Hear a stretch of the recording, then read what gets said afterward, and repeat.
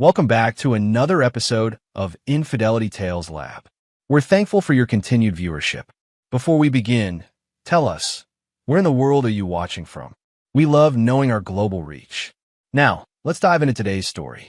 Chapter 1. Cracks in the Foundation. Maxwell Hargrove surveyed the sprawling three-story home he'd built for his family with the same calculating precision he applied to everything in his life. The house stood as a monument to his success. Each brick, beam, and window placed according to his exacting standards. At 42, Maxwell had transformed himself from a poor kid from South Boston into one of the Northeast's most respected structural engineers. He'd earned his reputation through brilliant design work, ruthless business tactics, and an unwavering commitment to control. "Daddy, look what I made." 8-year-old Penelope raced across the manicured lawn, her blonde pigtails bouncing as she clutched a clay figurine. Maxwell knelt down, his stern expression softening only for his daughter. "What do we have here, Penny? It's us. See? That's you, me, and Mommy." Penelope pointed to the 3 misshapen figures. "Mommy helped me in her special art room at school." Maxwell examined the clay family with a critical eye. "Your mother helped with this?" "Yeah, Mr. Bailey helped too. He says I'm really good at art, just like Mommy." Maxwell's jaw tightened. "Mr. Bailey? He's new. Mommy says he understands her art in a way nobody else does." Penelope's innocent eyes showed no comprehension of how her words landed like hammer blows. "Is that so?" Maxwell's voice remained controlled, but something dangerous flickered in his eyes. Later that evening, Maxwell watched his wife, Audrey, prepare dinner. At 38, she remained stunning, tall and elegant with auburn hair and the kind of natural beauty that turned heads. Her position as the elementary school's art teacher seemed to perfectly complement his own career. They were the golden couple of Westlake. "Penny showed me her clay project today," Maxwell said casually. "She mentioned someone named Bailey." Audrey's hands paused momentarily before continuing to chop vegetables. "Thomas Bailey. He's the new assistant principal. He's been helping with the upcoming art show. Seems he's spending a lot of time with my wife and daughter." Audrey laughed, but it sounded forced. "He's passionate about arts education. The school's lucky to have him." "And how passionate is he about married art teachers?" Maxwell asked, his tone deceptively light. "Don't start, Max. Not everyone has ulterior motives like your business rivals." She placed dinner on the table with more force than necessary. "Besides, you've been so busy with the Hudson River project, you've barely been home." Maxwell noted the deflection, the slight flush on her cheeks. "The project ends next week. I'll be home more. Perhaps I'll visit your classroom, see this art show preparation firsthand." Fear flickered across Audrey's face before she masked it with a smile. "That would be nice." That night, while Audrey slept, Maxwell silently accessed her phone. 3 weeks of deleted text messages recovered through his specialized software told him everything. The innocent art teacher and the charming assistant principal, planning meetups in her classroom after hours, exchanges too intimate for colleagues, discussions about how misunderstood she felt in her marriage. Maxwell didn't confront her. That wasn't his style. Instead, he began to watch to plan. He installed a GPS tracker on her car, set up monitoring software on her devices, and started compiling a dossier on Thomas Bailey. Revenge, like engineering, required proper foundation work. Maxwell Hargrove was a patient man. He would build his revenge one carefully placed brick at a time. Chapter 2. Blueprints of Betrayal. Thomas Bailey had arrived at Westlake Elementary 6 months ago, bringing West Coast charm and progressive educational ideas to their conservative New England town. At 35, he had the easy confidence of a man used to getting what he wanted. His office walls displayed impressive credentials from Stanford and Columbia, along with photos from humanitarian missions abroad. Maxwell studied these details during the parent-teacher conference he'd scheduled, ostensibly to discuss Penelope's progress. He noted how Bailey's eyes lingered on Audrey when she joined them, the almost imperceptible touches they exchanged when passing papers. "Penelope is incredibly creative," Bailey said. "She has her mother's artistic talent and her father's attention to detail. Audrey added quickly. Maxwell smiled. I'm pleased to hear she's doing well. I understand you're both working on a special art exhibition. Bailey nodded enthusiastically. Audrey's leading the project. We're transforming the students' work into an immersive experience. The centerpiece will be a collection of fired clay sculptures representing community connections. Sounds ambitious, Maxwell said. Must require long hours. Audrey's smile tightened. It's a labor of love. I'd like to contribute, Maxwell said, watching their reactions carefully.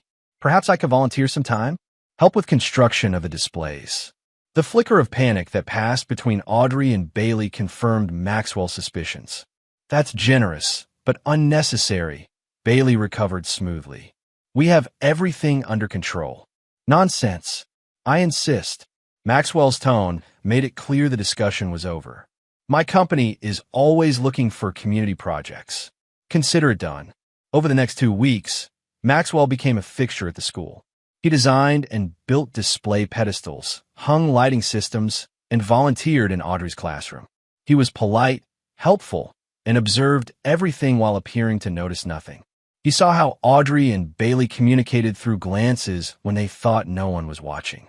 He noticed Audrey staying late in her classroom, claiming to work on projects that showed little progress the next day. He cataloged the pattern of their meetings. Tuesdays and Thursdays when Maxwell typically had late business dinners, occasional Saturdays when Penelope had ballet lessons. At home, Maxwell remained the perfect husband, attentive, supportive, even increasing his affection toward Audrey. His behavior confused her. She grew nervous, making small mistakes. You seem distracted lately, Maxwell commented one evening as they prepared for bed. Is the art show becoming too stressful? No, it's fine, Audrey replied too quickly. Thomas, Mr. Bailey, has been a tremendous help. Good to hear. Maxwell's smile didn't reach his eyes. I've taken time off next Thursday to attend that school board meeting about arts funding. I know how important it is to you. Audrey's face paled. Thursday was when she and Bailey had planned to meet at a hotel 30 miles away. Details Maxwell had discovered in their encrypted messages. You don't need to do that, she stammered. Those meetings are dreadfully boring. Nothing's boring when it matters to my family. Maxwell kissed her forehead, secretly enjoying her discomfort. Family is everything, isn't it, Audrey? That night, Maxwell added to his growing evidence file, while Audrey slept fitfully beside him. His revenge was taking shape in his mind, a complex multi-layer design worthy of his engineering expertise. In his home office, he unlocked a hidden safe and removed a small box containing items from his past that few knew about.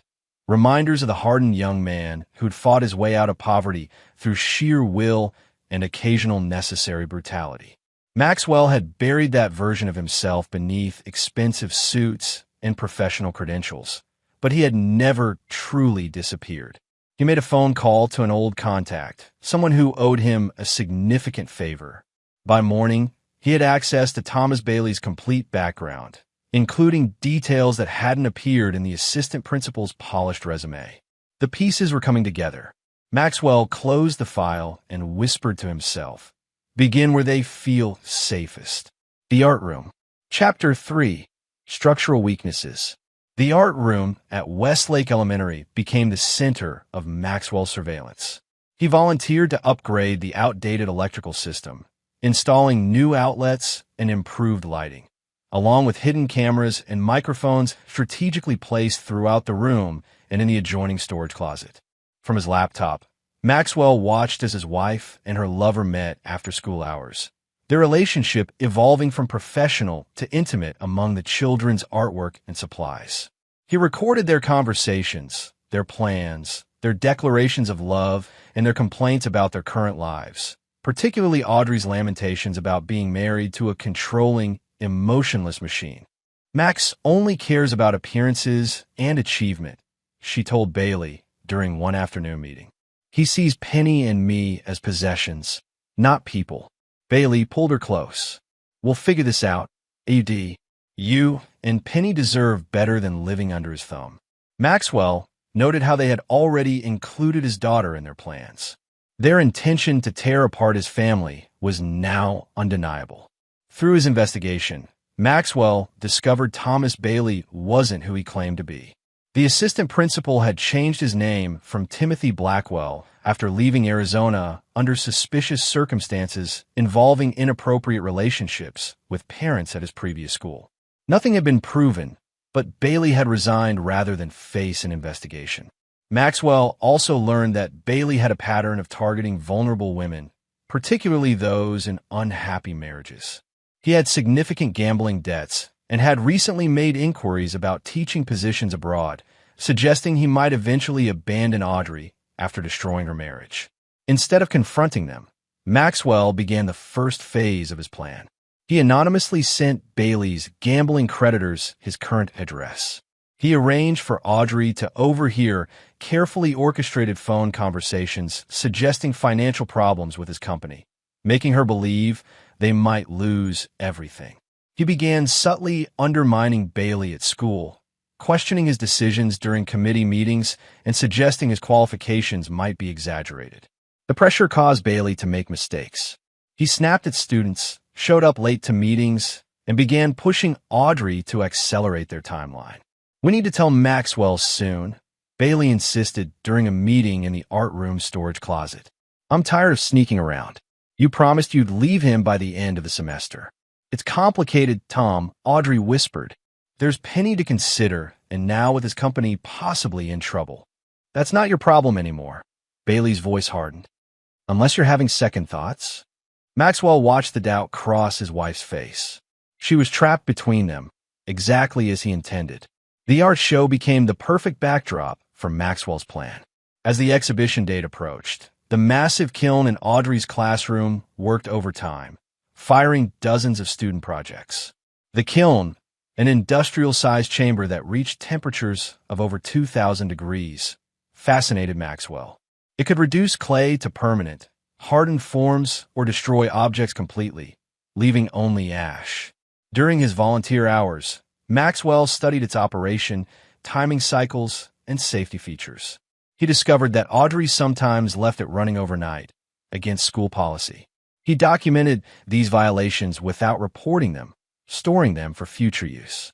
Meanwhile, he began preparing Penelope, subtly shaping her understanding of what was happening around her.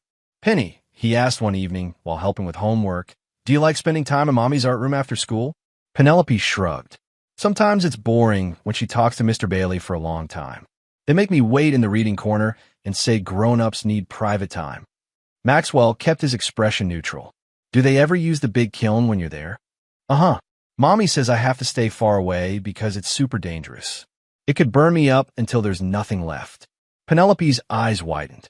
"Mr. Bailey says it's like a monster that eats anything you put inside. Is that right?" Maxwell stroked his daughter's hair. "Well, Mr. Bailey certainly has a vivid imagination." That night, Maxwell finalized the details of his revenge. The foundation was set, the structural weaknesses identified. Now it was time to apply pressure until everything cracked apart. Chapter 4: Controlled Demolition. Maxwell's plan accelerated the week before the art exhibition. He began by sending an anonymous email to the school board questioning Thomas Bailey's credentials, suggesting they investigate the gap in his employment history. Simultaneously, he arranged for photos of Audrey and Bailey embracing in the art room to be delivered to Bailey's apartment with a simple note: "The husband knows." The psychological pressure produced immediate results. Bailey called Audrey in a panic, demanding they accelerate their plan. Maxwell, listening through his surveillance system, heard the assistant principal's true character emerge as his composure cracked. "We need to leave now," Bailey insisted. "Take Penelope and meet me tomorrow." "I don't care what you tell Maxwell. I can't just kidnap my daughter," Audrey protested. "And the art show? Forget the damn art show. Your husband is onto us. Do you understand what someone like him could do? He has connections everywhere." Maxwell smiled as he heard the fear in Bailey's voice. The man had researched him, discovered the ruthless reputation Maxwell maintained in business circles. Good. Fear would make him careless. That evening, Maxwell behaved with icy courtesy toward Audrey. He noticed her trembling hands and nervous glances at her phone. When Penelope was asleep, He casually mentioned seeing Bailey at a local restaurant with an attractive young woman. Probably nothing, Maxwell said with calculated indifference, though they seemed quite familiar with each other. Audrey's face drained of color. You must be mistaken. Perhaps. Maxwell shrugged. Oh, by the way, I'll need to take Penny with me to the office tomorrow afternoon. Board members want to meet my family before approving the new development project. This disrupted the escape plan he'd overheard. Audrey tried to object, but fell silent when Maxwell fixed her with a cold stare. Is there a problem with me spending time with my daughter, Audrey? The next day, instead of taking Penelope to his office, Maxwell brought her to an appointment with a child psychologist, a specialist in preparing children for testimony in divorce cases. He had carefully selected Dr. Vivian Reynolds, explaining that he suspected his wife was having an inappropriate relationship that might be affecting their daughter. I'm not asking you to manipulate her, Maxwell assured the doctor. I just want a professional record of anything she may have witnessed. During their session, Penelope innocently revealed disturbing details. How Bailey gave her tablets with headphones during their private talks, how she'd seen them kissing in the kiln room, how they sometimes argued about when to leave Daddy behind. Maxwell recorded the session legally with the doctor's permission. Another piece secured. Meanwhile, Bailey was unraveling. The gambling debts Maxwell had exposed were now being actively pursued by collectors. His credentials were under scrutiny by the school board, and the woman Bailey had been seen with, carefully arranged by Maxwell, had begun calling the school repeatedly, claiming to be his fiancée from Arizona. That evening, Maxwell initiated the next phase. He entered Audrey's classroom after hours, wearing gloves and a maintenance uniform borrowed from the school's janitor, a man who owed Maxwell a favor after he'd helped his son avoid criminal charges the previous year. In the empty art room, Maxwell accessed the kiln and made certain modifications. Nothing that would cause catastrophic failure, but enough to ensure it wouldn't shut off automatically during its next firing cycle. He then planted evidence in Bailey's desk drawer, printouts of conversations between Bailey and an online gambling site, alongside brochures for schools in South America. Finally, Maxwell placed a small, specialized recording device inside one of Penelope's clay sculptures, a family figure that was scheduled to be fired in the kiln the next day as part of the exhibition preparations. The device, developed by a security firm Maxwell's company had acquired, could withstand extreme heat. As he finished his work, Maxwell heard footsteps approaching. He slipped into the storage closet just as Audrey and Bailey entered, already in the middle of a heated argument. You were seen with another woman, Audrey accused, and now someone sent my husband evidence of us together. Keep your voice down, Bailey hissed. Your paranoid husband is turning you against me. There is no other woman. Then explain these. Audrey thrust her phone at him. On screen were photos of Bailey with the woman Maxwell had arranged, pictures taken by the private investigator he'd hired. Someone's setting me up, Bailey insisted, though doubt clouded his voice. Probably your husband. Through the crack in the door, Maxwell watched their relationship fracture exactly as he'd designed it would. The argument escalated until Bailey grabbed Audrey's arm roughly, another action captured by Maxwell's hidden cameras. We're leaving tomorrow after the kiln firing, Bailey declared. With or without your daughter. I can't stay here anymore. The threat against Penelope was the final piece Maxwell needed. He silently recorded their conversation on his phone, then slipped out while they continued arguing. Outside in his car, Maxwell sent one text message to Bailey. Touch my daughter, lose everything. He included a photo taken seconds ago of Bailey grabbing Audrey's arm, letting him know he was being watched. The demolition was proceeding exactly according to plan. Chapter 5, Pressure Points. The day of the final kiln firing arrived. The school buzzed with excitement about the upcoming exhibition, unaware of the tension building in the art room. Maxwell had arranged to attend the firing as a parent volunteer, positioning himself to witness the culmination of his revenge plan. That morning, he had taken Penelope aside before school. Remember, Penny, if you ever feel scared at school today, you call me immediately. Not Mommy, not Mr. Bailey. Me. He handed her a new phone. This is our special connection. Why would I be scared, Daddy? Penelope's innocent question carried a hint of anxiety. Just precaution, sweetheart. Like the safety measures we take at construction sites. Maxwell hugged her tightly.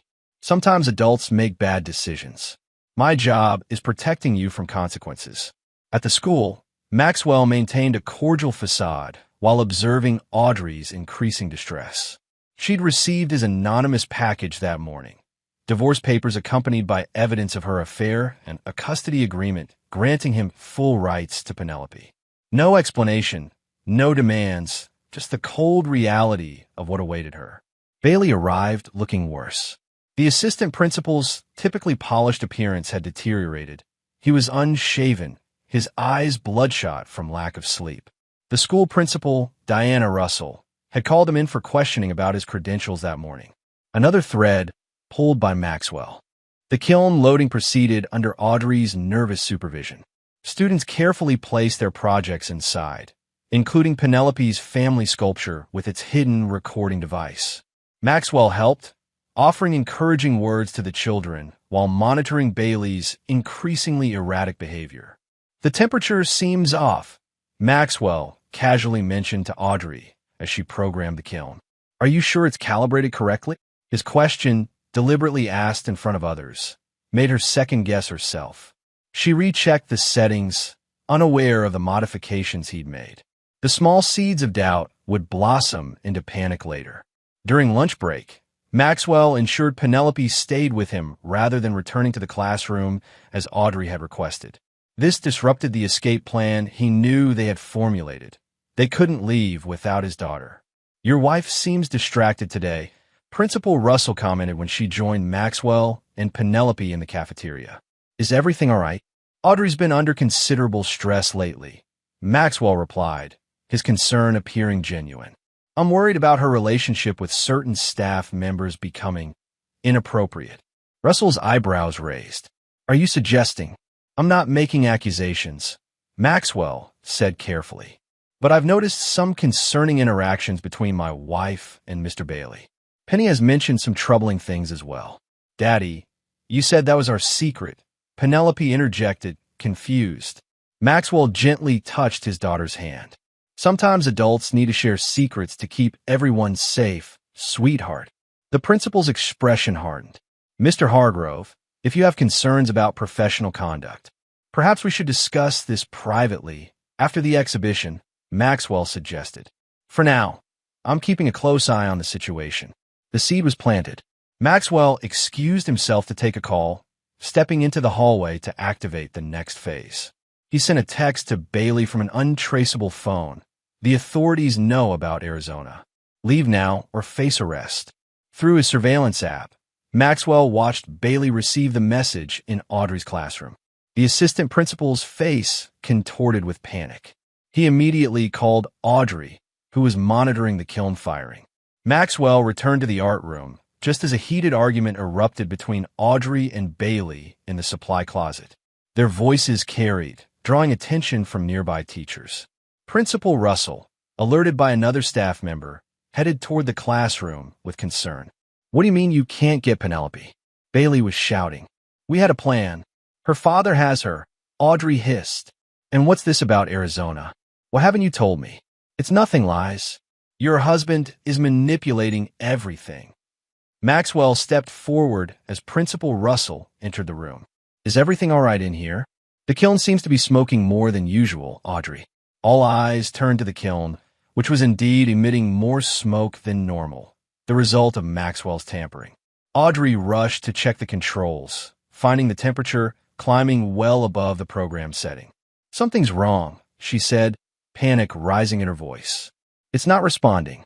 Everyone out, Maxwell commanded, taking control of the situation. Potential fire hazard. As teachers evacuated the children, Bailey pulled Audrey aside. We need to leave now. Grab what you can from the kiln. Your evidence. Evidence?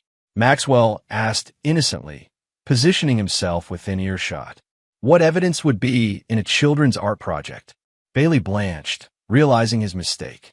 Audrey looked confused, then horrified as understanding dawned. Tom, what did you do? She demanded. Before Bailey could answer, the kiln's alarm sounded. a piercing warning that the temperature had reached critical levels. Smoke poured from the seals, triggering the school's fire system.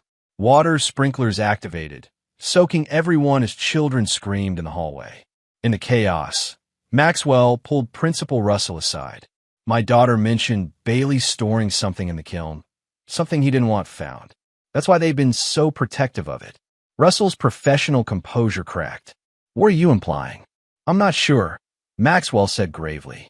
But given his unexplained background and obsession with my wife and daughter, the principal immediately called security while Maxwell helped evacuate the building. In the confusion, he managed to activate the recording device in Penelope's sculpture using his phone. The device would now broadcast incriminating statements from anyone near it, including Bailey's earlier comments about fleeing with or without Penelope.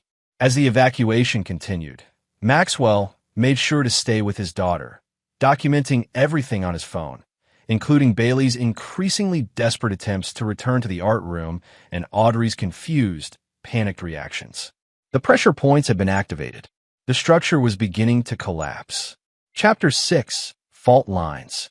Fire trucks arrived at Westlake Elementary as thick smoke poured from the art room windows. Students huddled in the parking lot, teachers taking attendance while parents began arriving, alerted by the school's emergency system. Maxwell stood with Penelope, watching the scene unfold with calculated calm. "Where's Mommy?" Penelope asked, clutching her father's hand. "I'm sure she's helping make sure everyone is safe," Maxwell reassured her, though he knew exactly where Audrey was, still inside with Bailey, desperately trying to salvage what they could from the malfunctioning kiln. Principal Russell approached them, her face grim. "Mr. Hargrove, have you seen your wife? She's not with the other teachers." "She's not." Maxwell's concern appeared genuine. "She must still be inside. She was very worried about the kiln. Firefighters are doing a sweep now. No one should be in there." Russell's voice lowered. "Mr. Bailey is also unaccounted for." Maxwell nodded solemnly. "Perhaps they're together." The principal's expression tightened at his implication. Before she could respond, commotion erupted at the school entrance. Firefighters emerged, escorting Audrey and Bailey, both soot-covered and coughing. Paramedics rushed forward while police officers separated the pair for questioning. Maxwell handed Penelope to his sister, Whitney, who had arrived minutes earlier, part of his prearranged contingency plan. "Stay with Aunt Whitney, sweetheart. Daddy needs to check on Mommy." As he approached, Maxwell heard Bailey shouting at the officers. "You don't understand. There's evidence in that kiln. Evidence of his controlling abuse. He's been threatening us, manipulating everything." The officers exchanged skeptical glances as Bailey grew more agitated. Maxwell remained at a calculated distance, close enough to observe, but far enough to appear uninvolved. Principal Russell joined the officers, pulling one aside to share Maxwell's earlier insinuations. The officer's demeanor toward Bailey immediately hardened. Audrey sat wrapped in a shock blanket, her expression dazed. When she spotted Maxwell, something shifted in her eyes, the first glimmer of understanding that she'd been maneuvered into this position. "Sir, we need to ask you some questions." An officer approached Maxwell. "Of course. Anything to help." Maxwell's cooperative tone contrasted sharply with Bailey's continued protests. The questioning revealed exactly what Maxwell had orchestrated. Bailey had convinced Audrey to store something valuable in the kiln, supposedly documentation of Maxwell's controlling behavior and financial crimes, though no evidence existed. Bailey had tampered with the kiln's settings despite Audrey's warnings about safety protocols, resulting in the malfunction. Most damning was the recording from inside Penelope's clay sculpture, perfectly positioned to capture Bailey's incriminating statements about leaving with or without Maxwell's daughter. The recording device, designed to withstand high temperatures, had broadcast the conversation directly to Maxwell's phone before being destroyed in the fire. "He was planning to take my daughter," Maxwell told the officers, his voice breaking with well-practiced emotion. "My wife may have been involved, but I believe she was manipulated. Thomas Bailey has a history of this behavior." By late afternoon, Bailey was taken into custody, not just for the school incident, but for questioning regarding his false credentials and the outstanding warrants Maxwell had arranged to have discovered from Arizona. Audrey was released after preliminary questioning, though informed that further investigation would follow. As parents collected their children, Maxwell brought Penelope to where Audrey sat isolated on a bench. His daughter ran to her mother, who embraced her with desperate intensity. "Mommy, are you hurt? Daddy said the monster kiln got too hungry." Audrey's tear-streaked face looked up at Maxwell, recognition dawning in her eyes. "No, baby. I'm okay. Just a little scared. We should get you home," Maxwell said quietly. "This has been traumatic for everyone." "Max," Audrey began, her voice barely audible. "Not now." He cut her off with a meaningful glance toward their daughter. "We'll discuss everything later."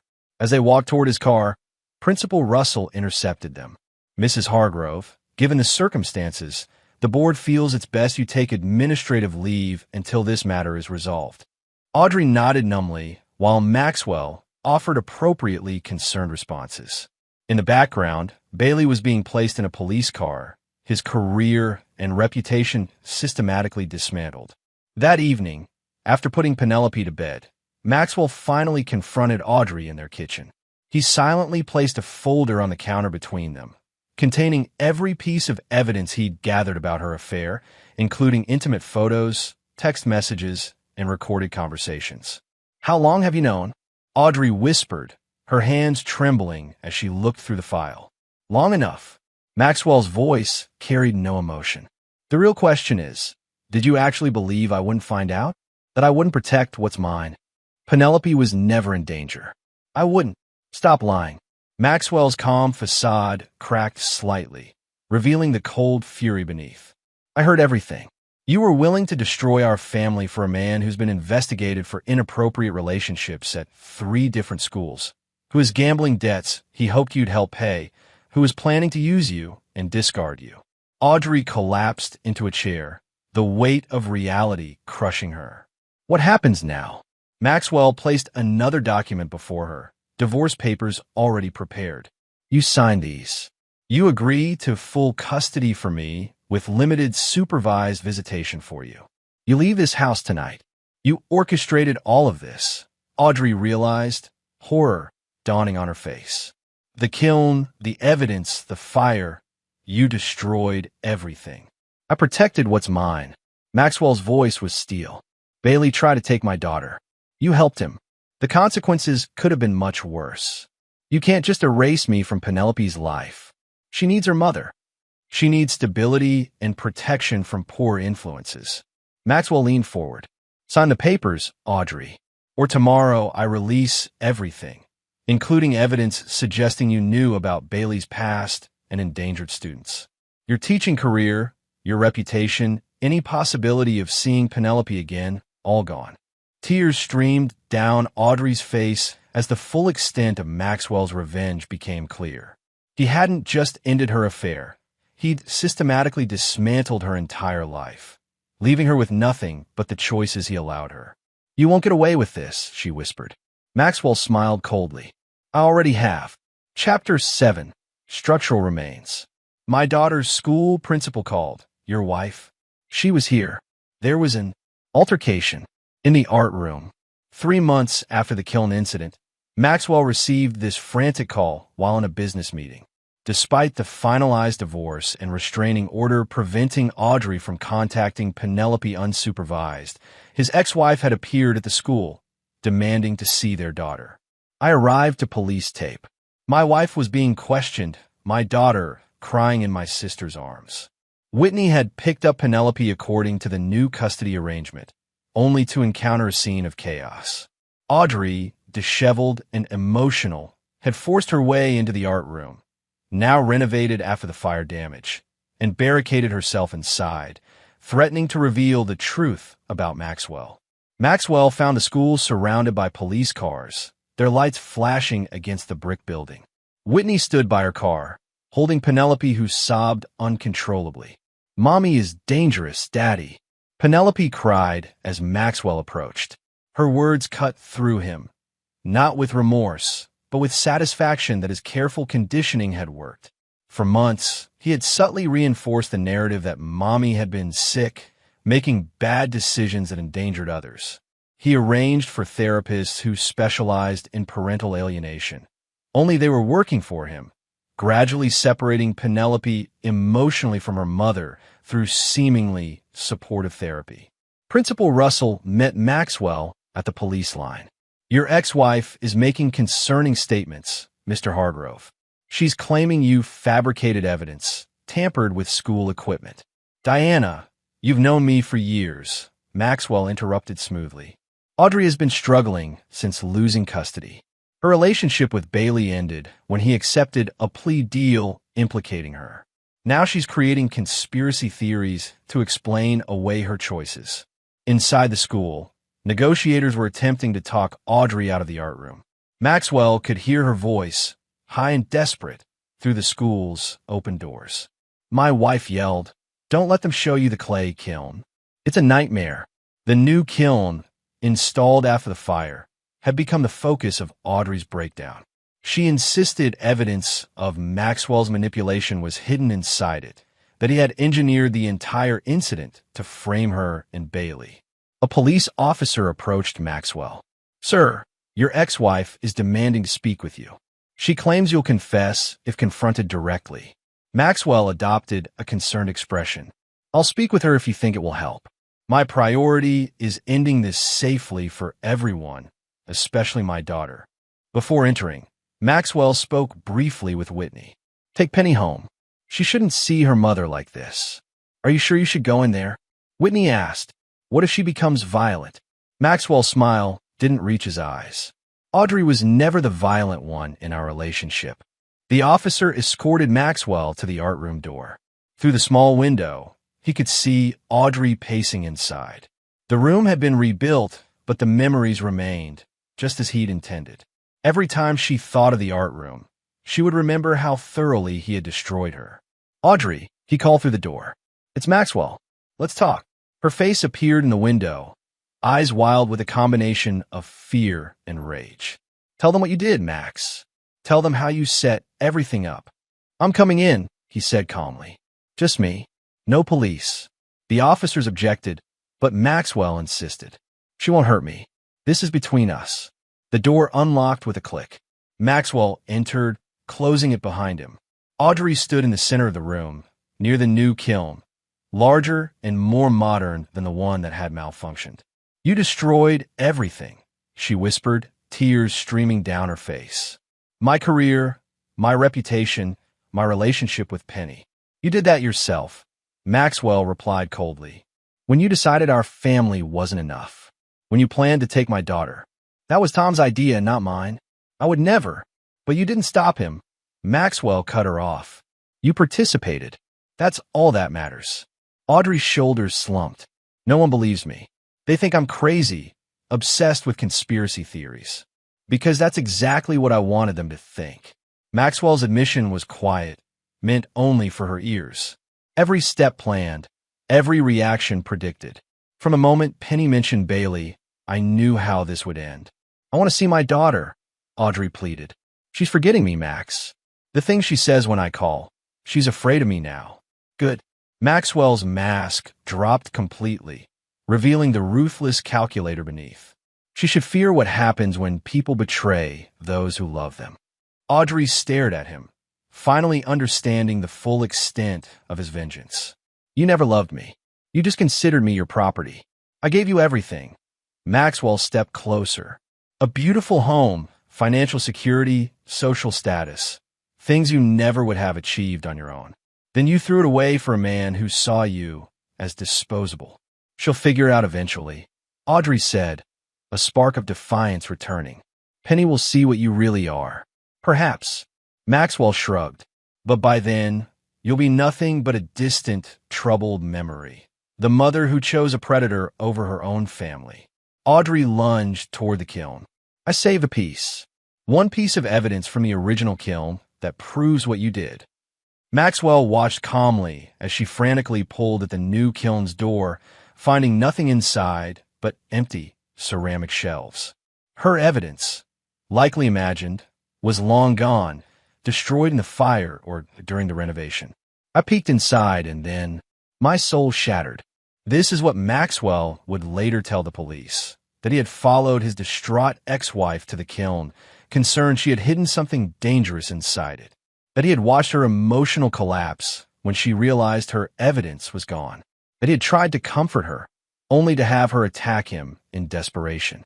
The reality, witnessed only by the two of them, was quite different. As Audrey broke down beside the empty kiln, Maxwell silently recorded her breakdown on his phone, further evidence of her instability for the inevitable custody hearing that would terminate her remaining visitation rights. "It's over, Audrey," he said softly. "There's nothing left for you here." The finality in his voice broke something inside her. With a primal scream, Audrey grabbed a ceramic tool and swung it at Maxwell. He easily deflected the blow, caught her wrist, and used her momentum to slam her against the kiln. The impact left her dazed, sliding to the floor as he calmly stepped back. Maxwell walked to the door, straightened his tie, and mussed his hair slightly. Then he called out to the officers waiting outside. "She attacked me. She needs help." The aftermath unfolded exactly as he had orchestrated. Audrey was taken to a psychiatric facility for evaluation. The incident was documented as further evidence of her deteriorating mental state. Maxwell appeared the concerned ex-husband, worried about the mother of his child despite her actions. Penelope, already emotionally separated from her mother through months of subtle manipulation, accepted Maxwell's explanation that mommy's sickness made her do scary things. The final threads connecting daughter and mother were severed. That night, as Maxwell tucked Penelope into bed, she asked the question he had been waiting for. "Is mommy ever coming back?" Maxwell stroked her hair gently. "No, sweetheart, but you don't need to worry about that. You have me, and I will never let anyone take you away or hurt you. Not ever." In the darkness of his daughter's room, Maxwell Hargrove smiled. The structure of his revenge was complete, built with the same exacting precision as his architectural masterpieces. Permanent, unforgiving, perfect. Chapter 8. Inspection Report. 6 months after Audrey's breakdown at the school, Maxwell sat in his home office reviewing the final report from her psychiatric evaluation. The diagnosis confirmed what he had methodically engineered: delusional disorder with persecutory features, exacerbated by adjustment disorder following divorce and loss of custody. The court had terminated her remaining visitation rights, pending significant improvement and extended stability, conditions Maxwell had ensured would be nearly impossible to meet through his careful documentation of every outburst, every conspiracy theory she had developed about his role in her downfall. A soft knock interrupted his review. Whitney entered, her expression troubled. "Penny's asleep," she said, taking a seat across from him. "Max, we need to talk about Thomas Bailey." Maxwell raised an eyebrow. His sister had been an unwitting accomplice in his revenge, believing the narrative he had constructed about Bailey being a predator who had manipulated Audrey into endangering Penelope. "What about him?" "His sister contacted me." Whitney placed a business card on the desk. "She's convinced he was set up. Says he had evidence proving it before his arrest. Evidence that conveniently disappeared in a kiln fire," Maxwell noted dryly. "How remarkable." "Max," Whitney studied her brother carefully. "Did you orchestrate all of this? The affair, the fire, Bailey's arrest?" "The affair was their choice," Maxwell replied, his voice neutral. "Everything that followed was simply consequence." Whitney's eyes widened slightly. Though they had grown up together in poverty, she had never fully understood the depths of her brother's capacity for vengeance. She had glimpsed it occasionally in childhood, when neighborhood bullies mysteriously suffered accidents after targeting them, when business rivals unexpectedly faced investigations or audits. "Bailey's serving 3 years," she said quietly. "Audrey's institutionalized. Their lives are destroyed. They try to take my daughter." Maxwell's expression remained unchanged. "No one takes what's mine." Whitney stood, unsettled by his coldness. "What happens when Penny grows up, when she starts asking questions? By then, the narrative will be firmly established. The unstable mother, the predatory administrator, the father who protected her from both. Maxwell gathered the psychiatric reports into a folder. Perception is reality, Whitney. You know that. After his sister left, Maxwell accessed his private server containing the complete documentation of his revenge. Unlike the scattered evidence Audrey claimed to have, his records were meticulous. Every conversation recorded, every manipulation documented, every contingency planned for. He reviewed Bailey's case with satisfaction. The former assistant principal had accepted a plea deal for identity fraud and child endangerment, rather than face more serious charges Maxwell had manufactured. Bailey would never work in education again. His reputation was permanently destroyed. Maxwell's private investigator had reported that Bailey's gambling debts had mounted during his incarceration. His family had abandoned him after discovering the extent of his deceptions. Upon release, he would have nothing, exactly as Maxwell had planned. More satisfying was the report on Audrey. Isolated in a psychiatric facility outside Boston, she continued to insist that Maxwell had orchestrated everything, claims that only reinforced her diagnosis. Her parents, initially supportive, had gradually accepted Maxwell's version of events, especially after he arranged for them to maintain a relationship with Penelope despite Audrey's condition. The art teacher, who had once been vibrant and creative now, spent her days in group therapy, her artistic talents dulled by medication. Maxwell had arranged for specific details of her breakdown to reach the art education community, ensuring no school would ever risk hiring her again. His phone chimed with a message from Penelope's therapist, another professional carefully selected by Maxwell. The therapist reported continued progress in helping Penelope process her traumatic experiences with her mother. The child now rarely asked about Audrey, focusing instead on her relationship with Maxwell and her activities at her new school. Maxwell closed his laptop, satisfaction settling over him like a comfortable cloak. He had not merely ended a threat to his family. He had systematically erased Audrey and Bailey from his life, while maintaining his reputation as a devoted father and successful businessman. A text message interrupted his contemplation. A woman he had been seeing casually for the past month, a widow with a young son who served as a convenient playmate for Penelope. Thinking of you, her message read. Hope tomorrow's museum trip with the kids will be fun. Maxwell smiled slightly as he typed his response. Allison was perfect for his purposes. Attractive enough to be seen with, successful enough to not need his money, and emotionally vulnerable enough to be easily controlled. Her presence reinforced his image as a recovering single father, bravely moving forward.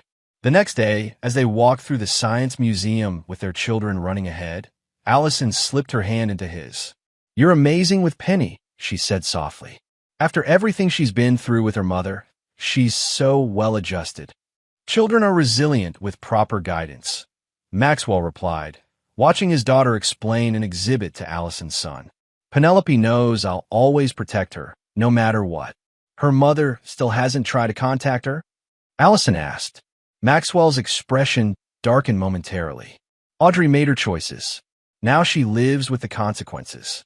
Later that night, after returning home and putting Penelope to bed, Maxwell received an unexpected call. Bailey's attorney requesting a meeting. "My client has information you might find valuable," the lawyer explained vaguely. "He's willing to trade it for your support at his upcoming parole hearing." Maxwell agreed to the meeting, curious what desperate play Bailey might attempt from prison. He wasn't concerned. Every contingency had been planned for, every potential threat neutralized before it could materialize. The structure he had built was sound. Unlike the family home he had shared with Audrey, the one he had sold immediately after the divorce, his revenge had no structural flaws, no points of weakness that could be exploited. As he stood in his new home's kitchen, Maxwell poured himself a glass of whiskey and toasted his reflection in the window. Beyond the glass, the city lights sparkled like the future he had secured, one entirely under his control. Chapter 9. Final Inspection. 1 year to the day after the kiln incident, Maxwell Hargrove stood in the courtroom as Thomas Bailey's parole hearing concluded. Despite Bailey's attorney presenting supposed new evidence of manipulation, the parole board had denied the request. Maxwell had made certain of it through his connections within the state's judicial system. Bailey, thinner and gray-faced after 18 months in prison, stared at Maxwell with undisguised hatred as guards led him away. Maxwell met his gaze calmly, the slightest smile touching his lips, a private acknowledgement of his complete victory.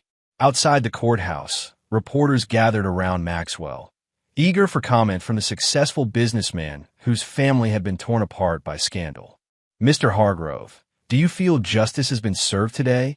Maxwell adopted the appropriately solemn expression he had perfected. "I take no pleasure in Mr. Bailey's continued incarceration. My only concern has always been my daughter's well-being and safety. Have you had any contact with your ex-wife?" "Audrey's condition remains unchanged," Maxwell replied with rehearsed compassion. "My daughter and I pray for her recovery, though the doctors advise us to maintain distance for now." The lies flowed easily, reinforcing the narrative he had constructed. In reality, Audrey remained institutionalized with little hope of release. Her parents had relocated to Arizona, maintaining only occasional phone contact with Penelope under Maxwell's strict supervision. As Maxwell walked to his car, his attorney fell into step beside him. Vivian Chun had represented him throughout the divorce and subsequent legal battles, unaware of the extent of his manipulations. "Bailey's attorney approached me with something interesting," Chun said quietly.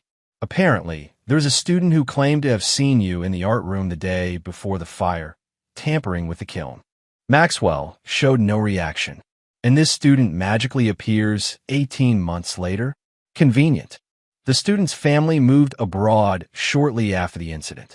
They only recently learned of Bailey's conviction when they returned. Chin studied his face. "If there's anything I should know, Maxwell," a desperate attempt by a guilty man to deflect blame. Maxwell dismissed the concern with a wave. "Bailey endangered children with his recklessness. No fabricated witness will change that." Chin nodded, though something in her expression suggested she wasn't entirely convinced. It didn't matter. Maxwell had insurance against any such claims. Documentation showing he had been in meetings during the time in question, security footage from his office building carefully edited to support his alibi. That evening, Maxwell hosted a small dinner party at his new home, a modernist masterpiece he had designed himself, featuring clean lines and impenetrable security systems. Guests included colleagues, Penelope's teacher, and Allison, now his fiancée after a carefully orchestrated 8-month relationship. As Allison helped Penelope serve dessert, Maxwell observed them with cool assessment. The woman had proven useful, providing a maternal figure for his daughter while enhancing his image as a devoted father rebuilding his life. Their upcoming marriage would complete the picture of recovery and resilience he had crafted for public consumption.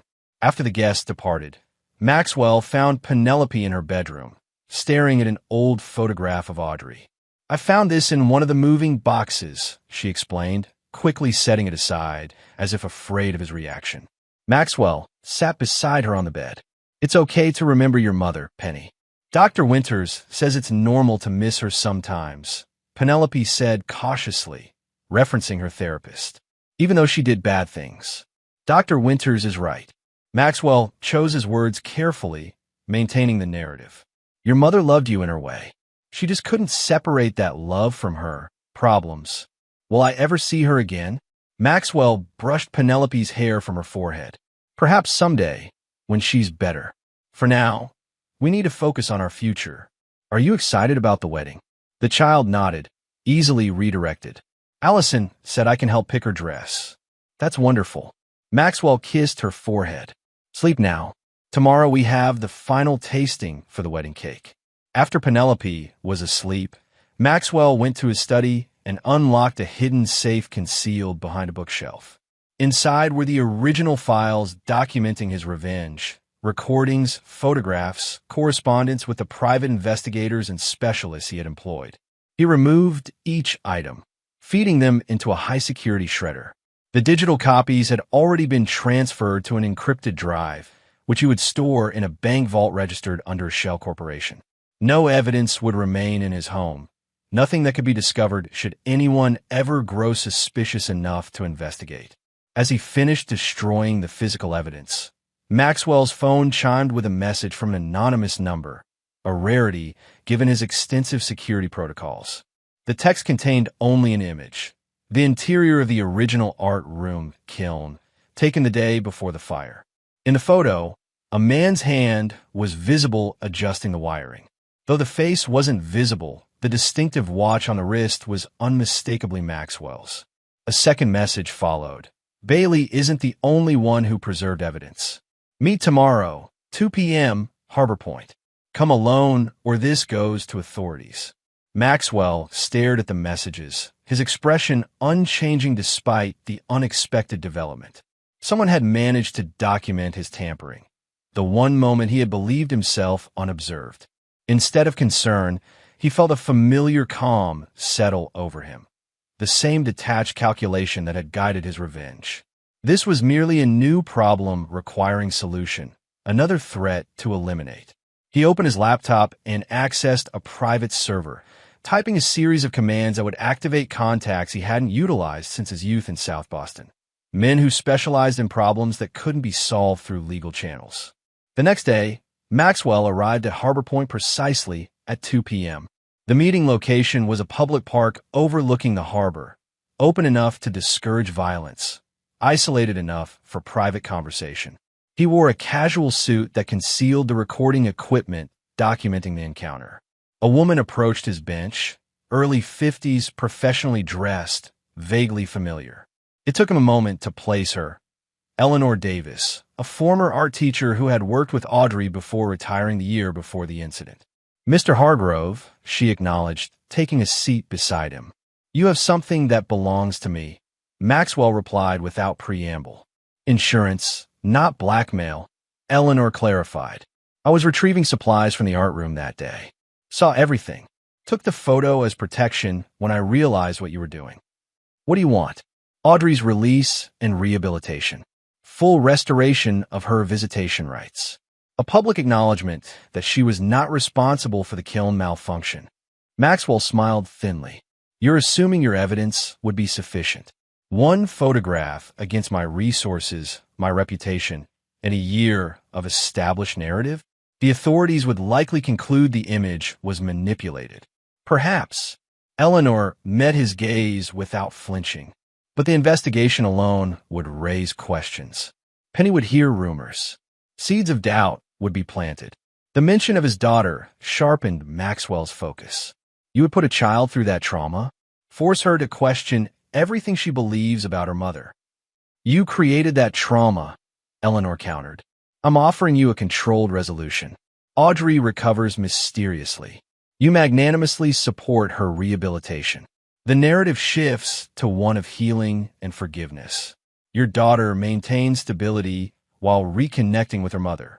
Maxwell considered her proposal with clinical detachment.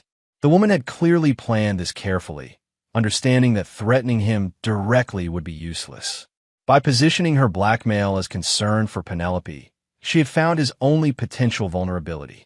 I'll need time to arrange things, he said finally. Audrey's condition can improve overnight without raising suspicions. 1 month, Eleanor specified.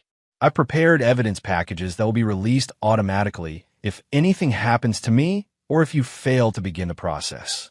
Maxwell nodded, his expression revealing nothing of the calculations occurring behind his eyes. A month, then? You'll have proof of initial arrangements by next week. They parted without further discussion. Maxwell returned to his car, instructing his driver to take him to his office. In the privacy of the back seat, he reviewed the recording of their conversation, noting Eleanor's confidence and the absence of nervous tells that might indicate deception. She believed she had won, that her evidence and careful planning had checkmated him. The realization almost amused him. That evening, as Allison and Penelope discussed wedding details, Maxwell excused himself to make a series of calls. Within hours, his contingency plan was activated. The mechanism of his counterattack would be subtle. Financial records suggesting Eleanor had been embezzling from the school's art foundation before her retirement, evidence that would emerge gradually over the coming weeks.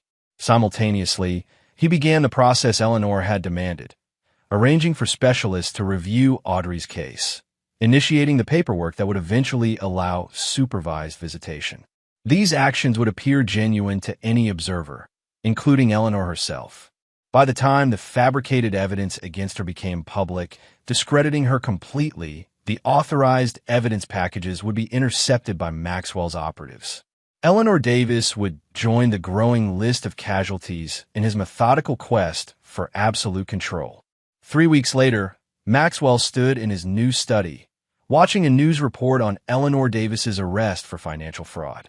The former teacher appeared shocked and confused as officers escorted her from her home. The evidence against her was substantial and growing. Each new revelation making any claims against Maxwell seem increasingly like desperate attempts to deflect guilt. His phone rang. Principal Russell calling with concerns about the scandal's potential impact on the upcoming arts fundraiser Maxwell was sponsoring in Penelope's name. "I've already spoken with the board," he assured her. "This unfortunate situation won't affect our commitment to rebuilding the arts program. In fact, I'm increasing my donation in light of this betrayal of trust." After finishing the call, Maxwell checked his surveillance app, a specially designed program that allowed him to monitor both his home and Penelope's activities. His daughter was playing in the garden with Allison, helping plant flowers for the wedding ceremony that would take place there in 2 weeks. The scene represented the final phase of his reconstructed life: a loving father, a successful businessman, a community leader rising from personal tragedy. The narrative was complete, all loose ends eliminated or controlled. That night, Maxwell visited the last remaining physical connection to his revenge, a small storage unit registered under a false name, containing a single item. The original clay family sculpture Penelope had created, recovered from the kiln debris by one of his operatives before evidence teams arrived. The misshapen figures, father, mother, child, stood as a monument to what had been destroyed and what had been built in its place. Maxwell studied it briefly before sealing it in a concrete-filled container that would be disposed of in the harbor's deepest point. No evidence would remain, no possibility of discovery, no chance for redemption or forgiveness. On his wedding day, as Maxwell stood with Allison and their children before friends and colleagues, his expression was one of contentment and resolved grief, the public face of a man who had survived tragedy and found new happiness. Only he knew the truth beneath the performance, that his capacity for vengeance was limitless, that anyone who threatened what he considered his would be eliminated without mercy or hesitation. That forgiveness was a weakness he had purged from himself decades ago in the streets of South Boston. As he recited his vows, Maxwell caught sight of Penelope watching him with adoration, the child who would never know the full extent of what he had done to preserve his claim to her. In her eyes, he was the father who had protected her from danger, the hero of their story. In that moment, looking at his daughter, Maxwell Hargrove felt the closest thing to emotion he was capable of experiencing: absolute satisfaction in a plan perfectly executed. The revenge was complete. The structure would stand. And there you have it. Another story comes to an end. What did you think? I'd love to hear your thoughts in the comments below. If you enjoy this story, consider joining our community by subscribing. It means the world to us. For more stories like this one, check out the recommended videos on screen, and I'll see you there. Welcome back to another story on Infidelity Tales Lab. Before we begin, tell us, where in the world are you watching from? Now, let's dive into today's story. Chapter 1, The Silent Provider. Franklin Eldridge sat in his study at 5:47 a.m., the soft glow of multiple monitors illuminating his weathered face. At 52, he possessed the quiet confidence of a man who'd built something substantial from nothing. His fingers danced across the keyboard, executing another multi-million-dollar trade while his family slept upstairs, blissfully unaware that their comfortable lifestyle was funded by the man they barely acknowledged. The irony wasn't lost on him. 25 years ago, he'd started with nothing but a business degree and an unshakable belief in compound interest. Now, his investment portfolio exceeded 8 figures, his real estate holdings sprawled across 3 states, and his consulting firm advised Fortune 500 companies. Yet in his own home, he was treated like hired help. "Dad, where's my car payment money?" Vincent's voice carried down the hallway, followed by the thunder of expensive sneakers on hardwood floors. Franklin glanced at his watch. His 26-year-old son was awake before noon, a minor miracle. Vincent appeared in the doorway, still wearing yesterday's designer clothes, his hair disheveled from another night of partying with trust fund babies who had no idea their friend's lifestyle was bankrolled by a man Vincent routinely dismissed as a boring old accountant. "Good morning to you too," Franklin said mildly, not turning from his screens. "Yeah, whatever. Did you transfer the money?" The dealership called yesterday. Franklin had purchased the BMW M5 outright 6 months ago, but allowed Vincent to believe he was making payments to teach responsibility. The lesson had failed spectacularly. "I'll handle it today." "Cool. Also, Mom wants to know if you can work late again tonight. Her book club is coming over, and she doesn't want you hanging around being all weird and quiet." The casual cruelty in Vincent's tone was nothing new, but it still landed like a small knife between Franklin's ribs. Cassie's book club, which had devolved into a wine-fueled gossip session years ago, was just another opportunity for his wife to play the martyred housewife, managing their modest lifestyle while her husband worked his little job. "I'll stay at the office," Franklin replied. Vincent was already walking away. "Great. Oh, and don't forget, family barbecue this Sunday. Mom's been planning it for weeks." Franklin saved his work and leaned back in his chair. The family barbecue. Another performance where he'd grill the steaks, serve the drinks, and listen to Cassie's relatives discuss their grand plans while his own family treated him like the invisible man. He pulled up his investment dashboard. The numbers were beautiful, growth rates that would make hedge fund managers weep with envy. But beauty meant nothing if it was unappreciated. Franklin had learned long ago that generosity without acknowledgement was just enabling abuse. His phone buzzed. A text from his attorney, Marshall Cook. "Franklin, the papers you requested are ready. You sure about this?" Franklin stared at the message. The papers contained financial documents that would shock his family.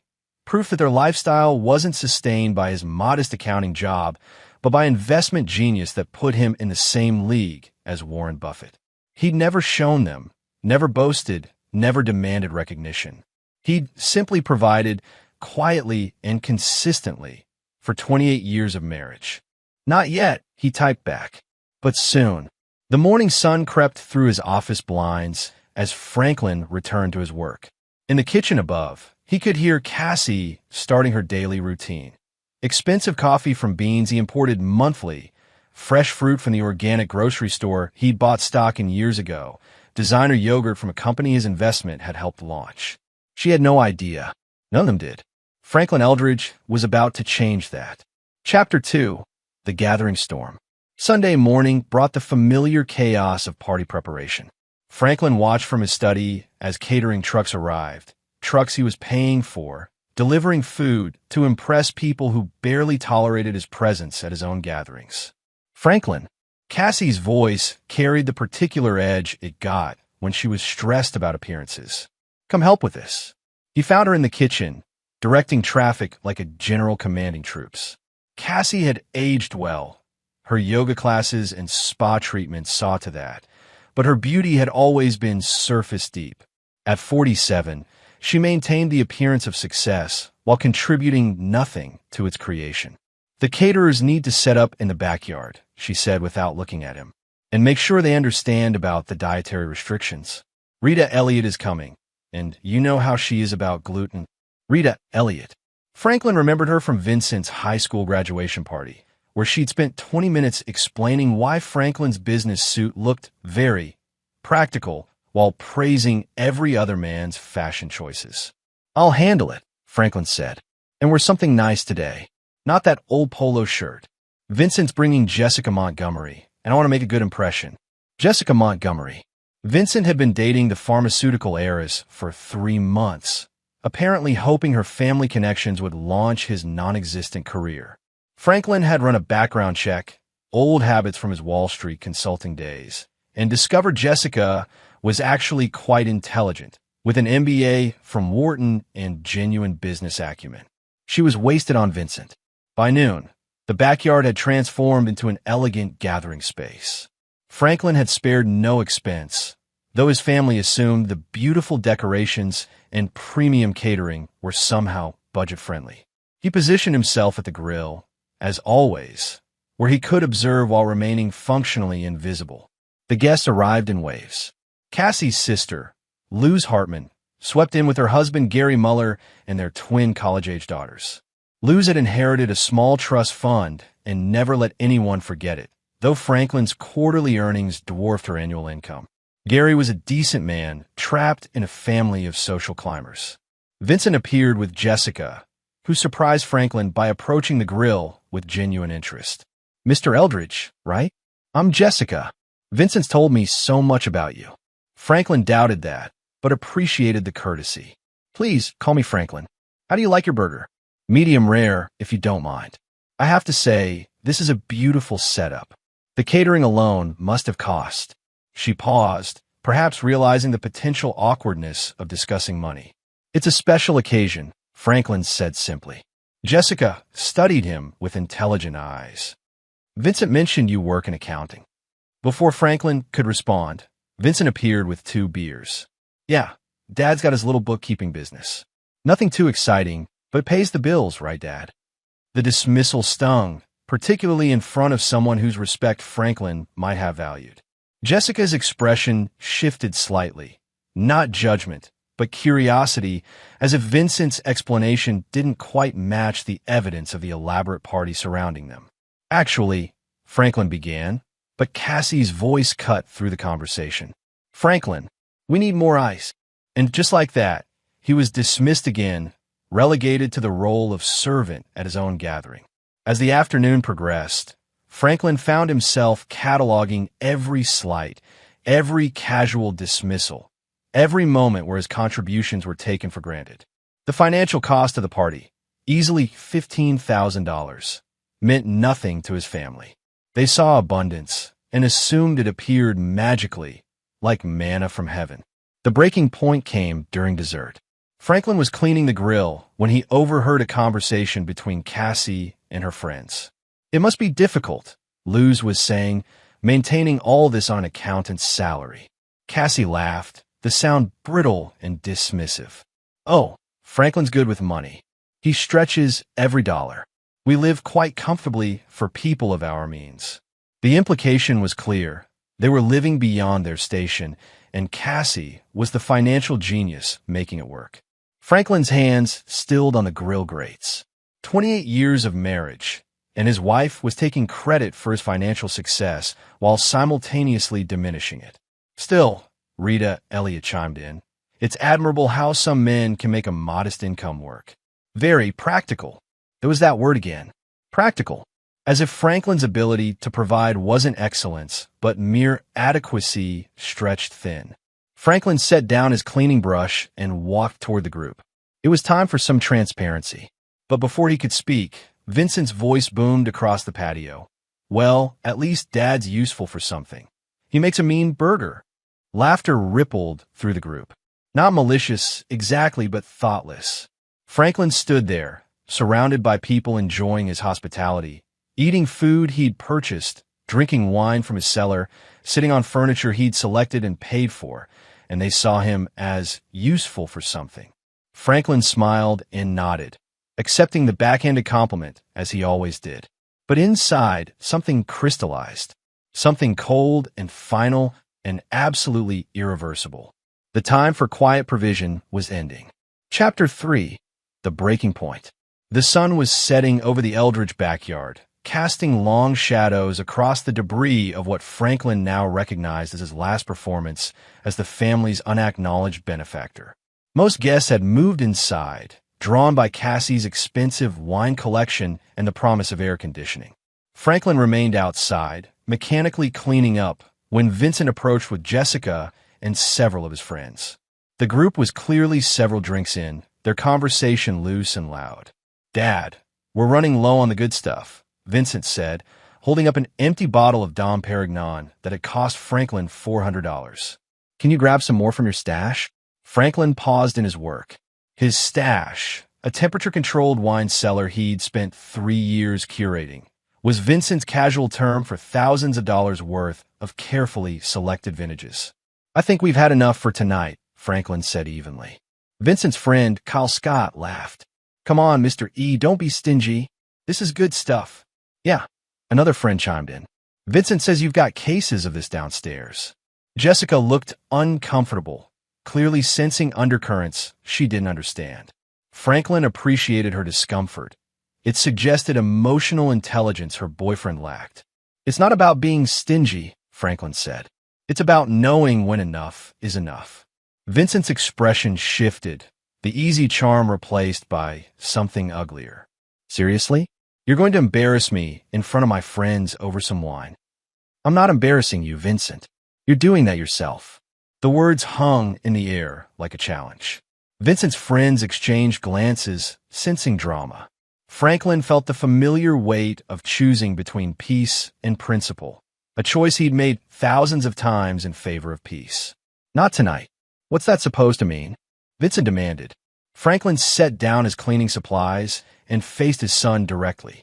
It means you invited your friends to enjoy hospitality you didn't provide, wine you didn't buy, food you didn't pay for, and now you're calling me stingy for setting reasonable limits.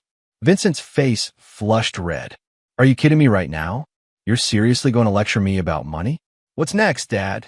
Going to tell me about walking uphill both ways to school? His friends laughed, but it was nervous laughter. Jessica stepped closer to Vincent, perhaps trying to defuse the situation. Vincent, maybe we should, she began. No. Vincent cut her off, his voice rising. I'm tired of this. Dad acts like every dollar comes out his own blood. It's embarrassing. You work a basic job, Dad. You're not exactly lighting the world on fire. Franklin felt something snap inside his chest. Not breaking, but clicking into place like a lock engaging. A basic job, he repeated quietly. Yeah, a basic job. Let's be real here. You do people's taxes and balance their checkbooks. It's not exactly Fortune 500 material. The group had gone silent now, sensing they'd crossed into dangerous territory. Even Vincent seemed to realize he'd gone too far, but pride prevented him from backing down. Franklin nodded slowly. You're right, Vincent. Let's be real. He walked toward the house, leaving Vincent and his friends standing in confused silence. In his study, Franklin pulled out his phone and sent a single text to Marshall Cook. Send the papers. All of them. Tomorrow. When he returned to the patio, the group was huddled together, Vincent clearly tried to explain or excuse his outburst. They looked up nervously as Franklin approached. Here's what's going to happen, Franklin said, his voice carrying authority none of them had heard before. The party's over.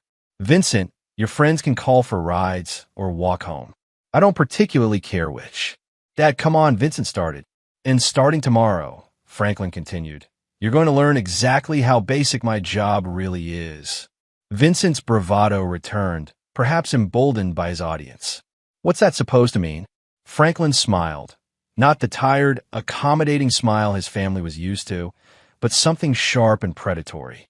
It means, son, that you're about to find out what happens when the useless thing stops paying your bills. The words were out, hanging in the evening air like a challenge. Vincent laughed, but it was forced, nervous. Useless thing? Dad, what are you talking about?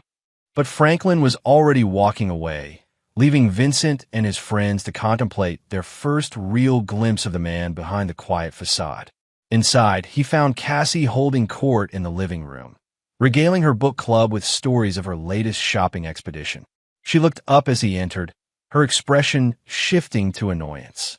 Franklin, what was all that shouting about? You're making our guests uncomfortable. Franklin surveyed the room. Women lounging on furniture he'd selected and paid for, drinking wine from his collection, in a house whose mortgage he'd satisfied years ago. Guests uncomfortable in his own home. My apologies, he said formally. I was just informing Vincent that changes are coming. Cassie's eyes narrowed. Changes? What kind of changes? Franklin met her gaze steadily. The kind that matter. He turned and walked upstairs, leaving behind 28 years of quiet accommodation and patient provision. In his bedroom, he began packing his suitcase, his movements precise and deliberate. Tomorrow, his family would begin learning the difference between what they wanted and what they deserved. And Franklin Eldridge would finally get to watch. Chapter 4. The New Reality.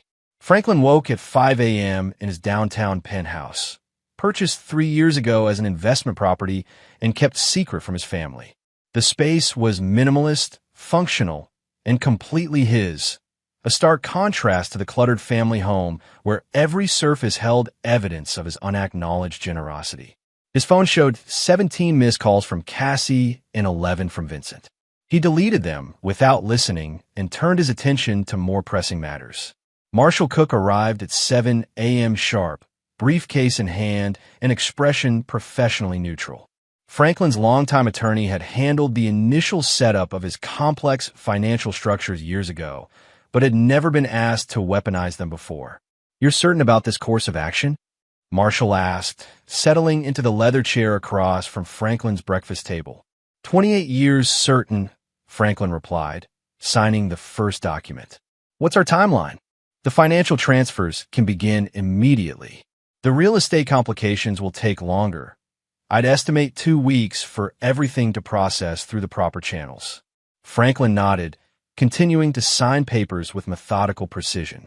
Each signature severed another financial lifeline he'd been providing without acknowledgement or appreciation. His phone buzzed with another call from Cassie. This time, he answered. "Where are you?" Her voice was sharp with barely contained anger. "You left without saying anything, and Vincent is upset about last night." "I'm at my office," Franklin said calmly. "Starting early today." "Your office? Since when do you go to the office on Monday mornings?" "You always were from home on Mondays." The detail stung. She'd monitored his schedule closely enough to notice changes, but not closely enough to understand what he actually did during those carefully observed hours. "Things change, Cassie. I'll talk to you later." Franklin wait. He disconnected and returned his attention to Marshall, who had spread financial documents across the table like a battle plan. "The credit cards will be declined by noon," Marshall explained. "The bank accounts will show insufficient funds by evening. The mortgage on the house will transfer to foreclosure proceedings by Friday. And the business accounts? Completely separate. Your wife and son never had access to your actual wealth, only to the allowances you provided." Franklin had learned early in their marriage to keep his business and personal finances completely segregated. What looked like generous spending to his family was actually a small percentage of his total income, carefully budgeted and monitored. They'd been living on his pocket change for years without realizing it. His phone rang again. This time it was Vincent. "Dad, what did you do?" Vincent's voice was tight with panic. "My card got declined at the gym, and when I called the bank, they said the account was frozen." "Frozen is the wrong word," Franklin said. "Closed is more accurate." "Closed? What do you mean closed? You can't just close my account." Franklin sipped his coffee, enjoying the first honest conversation he'd had with his son in years. "Vincent, that was never your account. It was mine. I was simply allowing you access to it." That's the same thing." "No, son, it really isn't." Silence stretched across the line. Franklin could practically hear Vincent's brain struggling to process this new reality. "This is about last night, isn't it?" Vincent finally said. "Look, I was drunk, okay? I said some stupid things. We could talk about this. We are talking about it. This is the conversation." "Dad, come on. You can't just cut me off over one argument." "I'll apologize, okay? I'll make it up to you." Franklin considered this. An apology. After 26 years of casual disrespect, Vincent was offering an apology as payment for continued financial support. "What would you apologize for exactly?" Franklin asked. Another pause. For what I said last night. About your job and stuff. About my basic, unimpressive job that barely keeps the lights on. I didn't mean it like that." Franklin laughed, a genuine sound of amusement that surprised them both. "Vincent, you meant it exactly like that. And you were right to say it, because that's honestly what you believed. Okay, fine. Maybe I was wrong about your job. Maybe you make more money than I thought. How much more?" Silence. "Take a guess, Vincent. How much do you think your old man makes in his boring little accounting business?" I don't know. 60,000? 80? Franklin nearly choked on his coffee.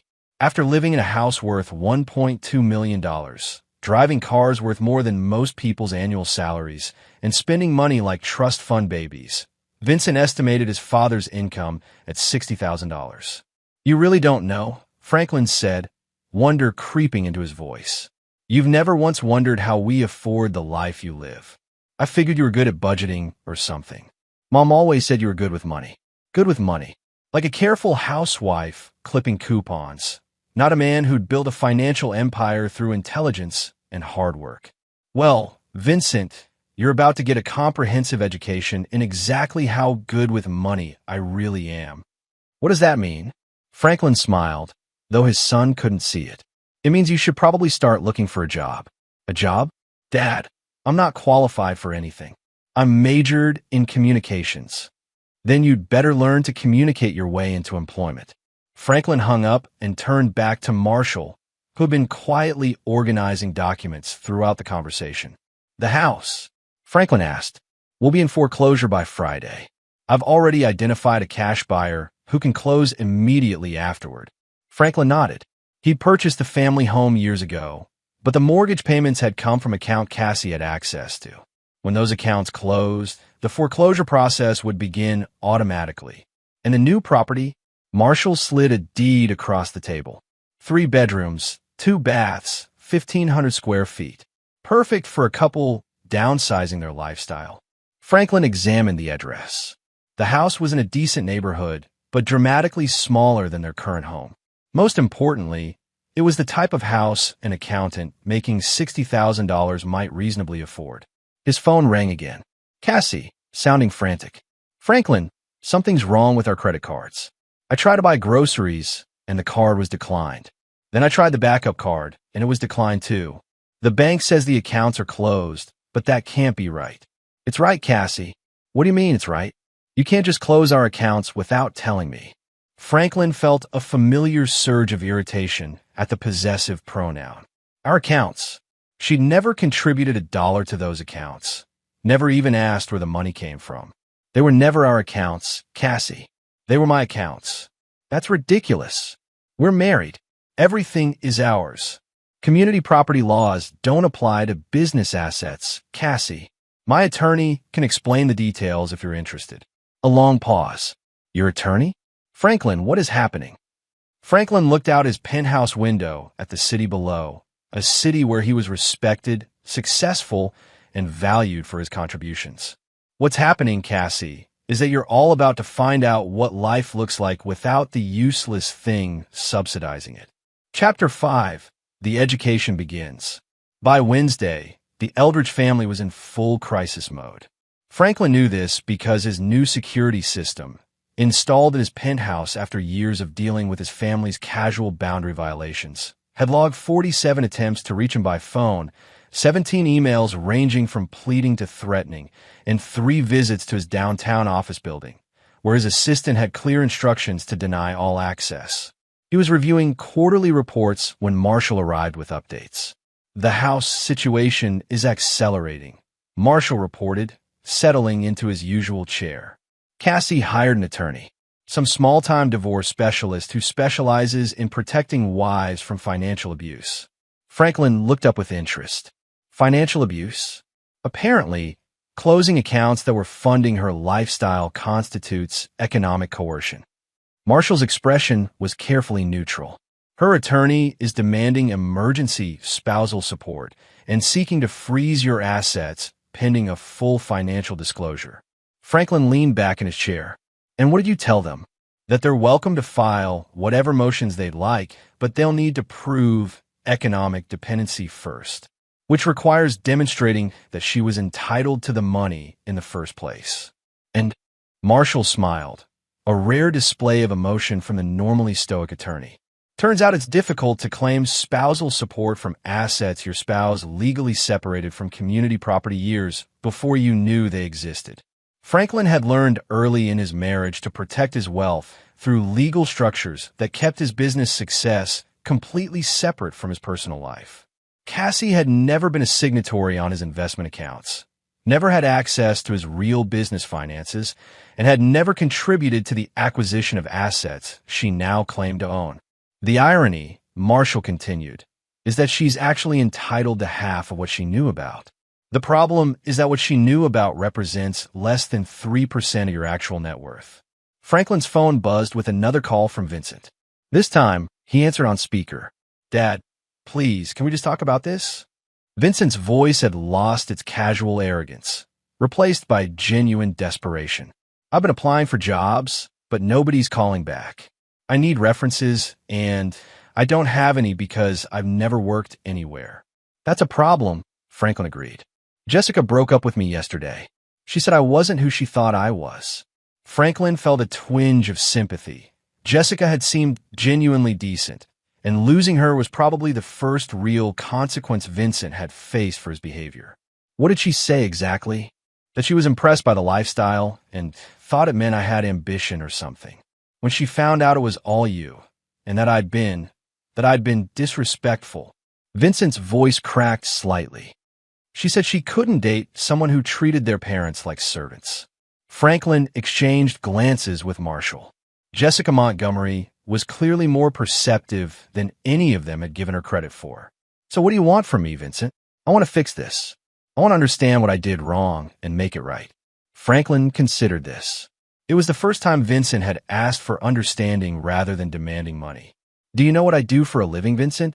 You're an accountant. I'm a senior partner in a financial consulting firm that manages portfolios for Fortune 500 companies. I personally oversee investment strategies for clients worth more than most small nations' GDP. Silence. Last year, my personal income was $14.6 million. The year before that, it was $11.2 million. The house you grew up in represents approximately 2 months of my earnings. More silence. The car payments you thought I was struggling with? I bought that BMW outright and pretended it was financed because I thought monthly payments might teach you responsibility. Vincent's voice was barely a whisper. Why didn't you tell us? Franklin looked out his office window at the city below. Because I wanted to be loved for who I was, not what I could provide. I wanted a family that valued my presence, not my presence. Dad, instead, I got a family that saw me as a useful appliance. Good for grilling steaks and paying bills, but not worth respect or acknowledgement. We didn't mean. Vincent, your mother introduced me at parties as just an accountant for 20 years. You told your girlfriend I worked a basic job that paid the bills. When was the last time either of you asked me about my day? My work? My interests? The question hung in the air unanswered because they both knew the answer. Never. We can change, Vincent said finally. I can change. Just please don't destroy everything over this. Franklin felt something shift in his chest. Not forgiveness, exactly, but the possibility of it. Vincent, I'm not destroying everything. I'm revealing everything. The life you've been living was built on my generosity and sustained by your ignorance. Now you get to see what your choices actually cost. What does that mean? Franklin looked at Marshall, who nodded slightly. It means you have 2 options. You can learn to build a life based on your own merit and effort, with my guidance and eventual support. Or you can continue believing that you're entitled to wealth you didn't earn and respect you didn't deserve. I choose the first one, Vincent said immediately. We'll see. Your first test is simple. Get a job. Any job. Support yourself for 6 months without any help from me. Show me you can create value instead of just consuming it. And then, Franklin smiled. And then we'll talk about what kind of relationship we want to build going forward. After Vincent hung up, Marshall raised an eyebrow. You're giving him a chance? I'm giving him a choice, Franklin corrected. There's a difference. His phone buzzed with another call. This time, it was Cassie, and her voice was pure venom. You bastard, she hissed. Vincent told me about your little revelation. $14 million? You've been hoarding $14 million while I've been worrying about grocery money. Franklin leaned back in his chair. Cassie, when exactly have you worried about grocery money? In the last 5 years, what bills have you personally paid? That's not the point. It's exactly the point. You've been living a lifestyle funded entirely by money you didn't know existed, and now you're angry that I didn't give you access to even more. I'm your wife. You're the woman who married me thinking I was a modestly successful accountant, then spent 28 years treating me like hired help. I never. You introduced me as just an accountant at every social gathering for 2 decades. You apologized to your friends for my practical appearance. You sent me to work in my own house when you wanted to entertain because you were embarrassed by my presence. Silence. The woman I married would have been grateful for a comfortable life. The woman you became felt entitled to luxury she never questioned or acknowledged. Franklin, please. We can fix this. We could go to counseling. We can. Cassie, next Friday you're going to receive an eviction notice for the house. The following Monday, you'll receive divorce papers. You'll also receive the deed to a house I purchased for you. A nice house in a good neighborhood that an accountant's wife could reasonably afford. You can't do this. Franklin's voice hardened. I've already done it. The only question now is whether you want to fight a battle you can't win or accept a settlement that's more generous than you deserve. He disconnected the call and turned to Marshall. How generous is the settlement, really? Marshall consulted his notes. The house is worth $200,000. Combined with the savings account I've established for her, she'll have approximately $400,000. That's enough to live comfortably if she adjusts her expectations. Franklin nodded. It was far more than Cassie had contributed to their marriage financially, but it would allow her to maintain dignity while learning to live within actual means. His phone buzzed with a text from an unknown number. Mr. Eldridge, this is Jessica Montgomery. Would it be possible to meet for coffee? I think I owe you an apology. Franklin stared at the message, intrigued. Jessica Montgomery wanting to apologize to him? That was unexpected. He typed back, tomorrow at 10 a.m. Corner Bakery on 5th Street. Time to discover what Vincent's ex-girlfriend wanted to discuss. Chapter 6. Unexpected Allies. Jessica Montgomery sat in the corner booth of the bakery, nervously stirring her coffee when Franklin arrived. She was dressed simply, jeans and a sweater that probably cost more than most people's rent but didn't scream wealth. Franklin appreciated the effort to meet him as an equal rather than leverage her family's pharmaceutical fortune. Thank you for meeting me, she said as he settled across from her. I wasn't sure you'd want to. Franklin studied her face, noting the genuine uncertainty there. Vincent said you broke up with him. I did. She met his eyes steadily.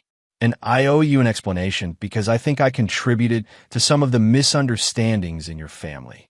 Franklin raised an eyebrow. How so? Jessica took a breath. When I started dating Vincent, I was impressed by your lifestyle. The house, the cars, the entertaining style. I assumed it meant Vincent came from a successful family with strong values about hospitality and quality. But Vincent never talked about you with respect. He talked about you like you were staff. And I didn't say anything because I thought maybe it was just his personality, or maybe you really were just a modest success and he was embarrassed about not being wealthier. Franklin sipped his coffee, waiting. Then Sunday happened, and I saw how you handled yourself. How you stayed calm when he was being awful. How you set boundaries without being cruel. Jessica paused, and I realized Vincent wasn't embarrassed about having too little. He was ungrateful for having too much. And that bothered you? Jessica laughed, but there was no humor in it. Mr. Eldridge, I've been wealthy my entire life. Trust fund baby, private schools, the whole cliché. But my father made sure I understood that wealth is responsibility, not entitlement. He made me work summers in our factories, learn the business from the ground up, understand where money comes from and what it costs. Franklin nodded, beginning to understand. Vincent has never worked for anything in his life. Has he? And worse, he doesn't even recognize the work that made his comfort possible. No, Franklin agreed. He doesn't. When I found out yesterday that you'd essentially cut off his allowance, my first thought wasn't sympathy. It was good for his father. Franklin smiled slightly. And your second thought? My second thought was wondering if you might need help with whatever you're planning next. Franklin leaned back in his chair. What makes you think I'm planning anything? Jessica's smile was sharp, intelligent. Because cutting off their money was just the opening move. A man doesn't build the kind of wealth Vincent says you have without being strategic about everything. Franklin found himself genuinely impressed. Jessica Montgomery was clearly her father's daughter, born to wealth but trained to think like a builder, not just a consumer. What did Vincent tell you about my wealth? $14 million in personal income last year. Multiple properties, investment portfolios, a consulting firm that works with Fortune 500 companies. Jessica paused. He seemed shocked, like he'd never even wondered where the money came from. And you? I wonder from the first dinner party. Nobody maintains that kind of lifestyle on an accountant's salary, even a good one. Either you were living far beyond your means, which seemed unlikely given your personality, or you were significantly wealthier than anyone realized. Franklin studied Jessica with new interest. You investigated? I asked discreet questions. Did some research. Jessica looked slightly embarrassed. I like Vincent, but I also wanted to understand what I was potentially getting involved with. Due diligence. And what did you conclude? That either you're very good at your job or very good at hiding what your job actually was. Jessica met his eyes. Turns out it was both. Franklin found himself genuinely enjoying the conversation. When was the last time someone had shown curiosity about his work, his success, his strategies? So what kind of help are you offering? He asked. Jessica pulled out her phone and showed him a text conversation. Vincent's been sending increasingly desperate messages since Monday, asking if I know anyone who might hire him, if I could loan him money, if I could convince my father to give him a job. Franklin grimaced. I'm sorry. That must be uncomfortable. It's pathetic, Jessica said bluntly, but it's also educational. He's showing me exactly who he is when his comfortable life disappears. She swiped to another conversation. But here's what's interesting. He's also starting to ask the right questions.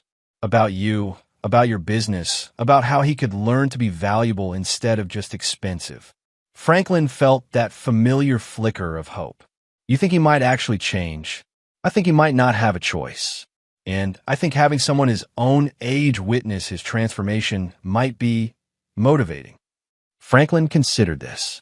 You want to help him learn to be worthy of the life he was born into. I want to help him learn to be worthy, period. The life is negotiable. Franklin made a decision.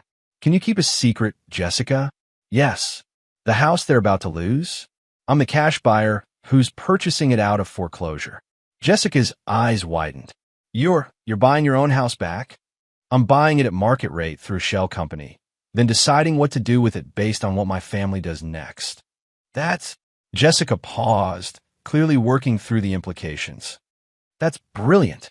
They lose their comfortable life, learn to live without it, and then you get to choose whether they've earned the chance to have it back. Exactly. And Vincent's 6-month trial period isn't just about him getting a job. It's about him proving he can build something instead of just consuming it. Jessica leaned forward. What if he succeeds? What if he actually changes? Franklin smiled. Then he gets the opportunity to learn the family business. And maybe, eventually, to inherit it. And if he doesn't, then he gets to live the life his choices have earned him. Jessica was quiet for a moment, processing. What about Cassie? Franklin's expression hardened. Cassie made her choice years ago. She chose to see me as a provider rather than a partner, a utility rather than a person. The settlement she'll receive is generous, but that's all she gets. You're divorcing her. I'm divorcing the woman she chose to become. The woman I married disappeared years ago. Jessica nodded slowly. And you want me to help Vincent navigate this transition? I want you to be his mirror, Franklin corrected. Someone his own age who can see his potential but won't accept his excuses. Someone who'll call out his bullshit but support his growth. Like a friend. Like the kind of person he needs to become if he wants to deserve someone like you. Jessica blushed slightly. I'm not sure I want him back, even if he changes. Franklin shrugged. That's your choice to make. But helping him become a better man is valuable regardless of whether you date him. Jessica extended her hand across the table. Partners. Franklin shook it firmly. Partners. As they parted ways, Franklin felt something he hadn't experienced in years. Optimism. Not just about Vincent's potential transformation, but about his own future. For the first time since his marriage began, he had an ally who understood both his methods and his goals. The game was about to get much more interesting. Chapter 7. The test begins. 6 weeks into Vincent's trial period, Franklin sat at his penthouse reviewing weekly reports from the private investigator he'd hired to monitor his son's progress. The results were complicated. Vincent had found employment at a commercial landscaping company, hard physical labor for minimum wage. According to the investigator's photographs, he was showing up on time, working full days, and had only called in sick once with what appeared to be legitimate food poisoning. More interestingly, Vincent had moved into a studio apartment in a converted warehouse, sharing the space with 3 other young men who worked various blue-collar jobs. The investigator noted that Vincent seemed to be adapting to communal living better than expected, contributing to shared expenses and even cooking occasionally. Franklin's phone rang. Jessica, right on schedule for their weekly check-in. How's he doing? Franklin asked without preamble. Better than I expected. Honestly, Jessica replied. He's lost about 20 pounds from the physical work, and the cockiness is mostly gone. Yesterday, he actually asked me to teach him how to budget. Franklin felt that familiar flicker of cautious hope. And I spent 2 hours showing him spreadsheet basics. He took notes, Franklin. Actual notes, in a notebook he bought himself. Franklin leaned back in his chair. Vincent taking notes was promising. It suggested he was finally treating learning as work rather than expecting information to be delivered without effort. What about the money requests? They stopped 3 weeks ago. Complete stop. He actually gets embarrassed now when I pay for coffee. That was significant progress. Vincent's relationship with money had always been parasitic. He consumed without producing and felt entitled to abundance without effort. Developing shame about financial dependence suggested his perspective was shifting. And the attitude toward you? Jessica was quiet for a moment. He asked me last week why I was helping him. Not accusatory, just curious. Like he couldn't understand why someone would invest time in his improvement without getting something in return. Franklin closed his eyes. That question revealed both progress and damage. Progress that Vincent was beginning to understand relationships required reciprocity, but damage that he'd never learned to expect investment without strings attached. What did you tell him? That good people deserve chances to become better people, and that I thought he might be good underneath all the entitlement. And what did he say? He cried. Franklin felt something tight in his chest loosen slightly. Vincent crying suggested emotional growth, the development of shame and gratitude that his privileged upbringing had never required. Franklin, I think he's ready for the next phase. Franklin consulted his notes. Vincent had been employed for 6 weeks, self-supporting for 4 weeks, and demonstrating consistent behavioral improvement for 3 weeks. The metrics were promising. What makes you think so? Because yesterday he asked me what you actually do. Not the dismissive, he's an accountant attitude. Genuine curiosity about your business, your success, your strategies. Franklin sat up straighter. Vincent showing interest in his father's actual work was the breakthrough he'd been waiting for. And I told him he should ask you himself. Franklin smiled. Jessica was handling Vincent's development perfectly, supporting his growth while maintaining his accountability. Did he say he would? He said he wanted to, but wasn't sure you'd want to talk to him. Franklin checked his calendar. Tell him to meet me for lunch tomorrow. Corner Bakery, same place we met. 1 o'clock. Franklin, yes. What if he disappoints you again? Franklin looked out his penthouse window at the city below, a city where he was respected, successful, and valued for his contributions. Then he'll have learned something valuable about consequences, Franklin said, and I'll have learned something valuable about forgiveness. Vincent arrived 10 minutes early, looking nervous and dramatically different from the cocky young man who had insulted his father 6 weeks ago. The expensive casual wear had been replaced by clean work clothes, jeans, and a flannel shirt that showed honest wear. His hands were calloused, his face tanned from outdoor work, and he carried himself with less swagger but more substance. Dad, he said simply, extending his hand for a handshake instead of attempting a casual greeting.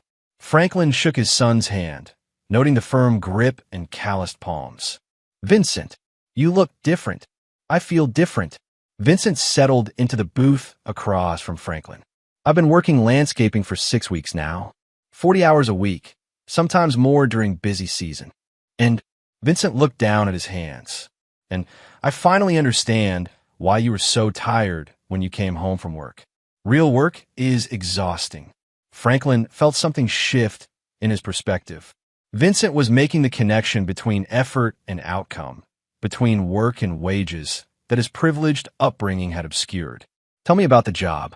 For the next 20 minutes, Vincent described his work with surprising detail and genuine engagement. He talked about learning to operate commercial lawn equipment, about the satisfaction of completing difficult landscaping projects, about the camaraderie with his coworkers who had initially been skeptical of the rich boy, but gradually accepted him as he proved his commitment. The guys at work don't know about before, Vincent said. They think I'm just another college graduate who couldn't find office work. And you know what? That's basically true. Franklin raised an eyebrow. How so? Because I never learned how to do anything valuable. I had a communications degree, but I'd never communicated anything that mattered.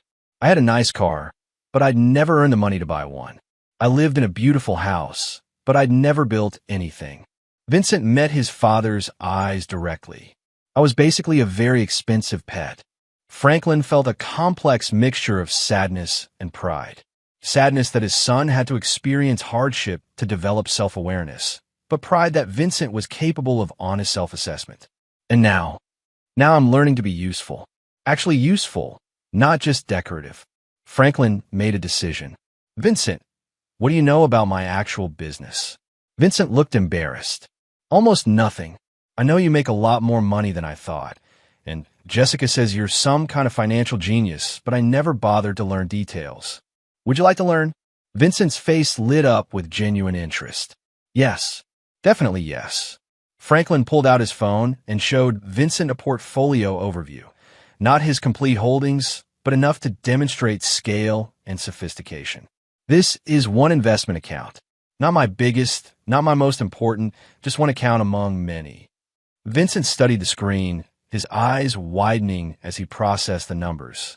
This one account has more money than most people make in their entire lives. Yes, and you have. How many accounts like this? Enough. Vincent handed back the phone, looking slightly stunned. Dad, how did you build all this? Franklin smiled. Finally, the right question. Very carefully over many years, by understanding that money is a tool, not a goal. By learning that investment requires patience, that growth requires risk, and that success requires both intelligence and discipline. Could you teach me? Franklin studied his son's face, looking for signs of the old entitlement or instant gratification. Instead, he saw genuine curiosity and what might be respect. Teaching requires learning, Vincent. Learning requires work. Work requires commitment. Are you prepared for that? Yes. Even if it means years of study before you're qualified to handle real responsibility? Yes. Even if it means starting at the bottom and proving yourself at every level. Vincent nodded firmly. Especially that. Franklin made his decision. Then we'll start Monday morning. Meet me in my office at 7 a.m. Dress professionally, bring a notebook, and be prepared to learn. Vincent's face transformed with something Franklin hadn't seen in years. Genuine gratitude. Thank you, Dad, for the chance, for the lesson, for everything. Franklin reached across the table and squeezed his son's shoulder. Vincent, you're not thanking me for giving you something. You're thanking me for the opportunity to earn something. There's a difference. I'm starting to understand that. As Vincent left the restaurant, walking with purpose toward the bus stop instead of expecting a ride, Franklin felt something he hadn't experienced in decades, pride in his son. The real work was just beginning. Chapter 8, The Reckoning. 3 months later, Franklin stood in the conference room of his downtown office, watching Vincent present his first independent market analysis to a room full of senior partners. His son had arrived at 7 a.m. every day for 12 weeks, studied financial markets with the intensity of a graduate student, and gradually earned the respect of Franklin's colleagues through competence rather than nepotism.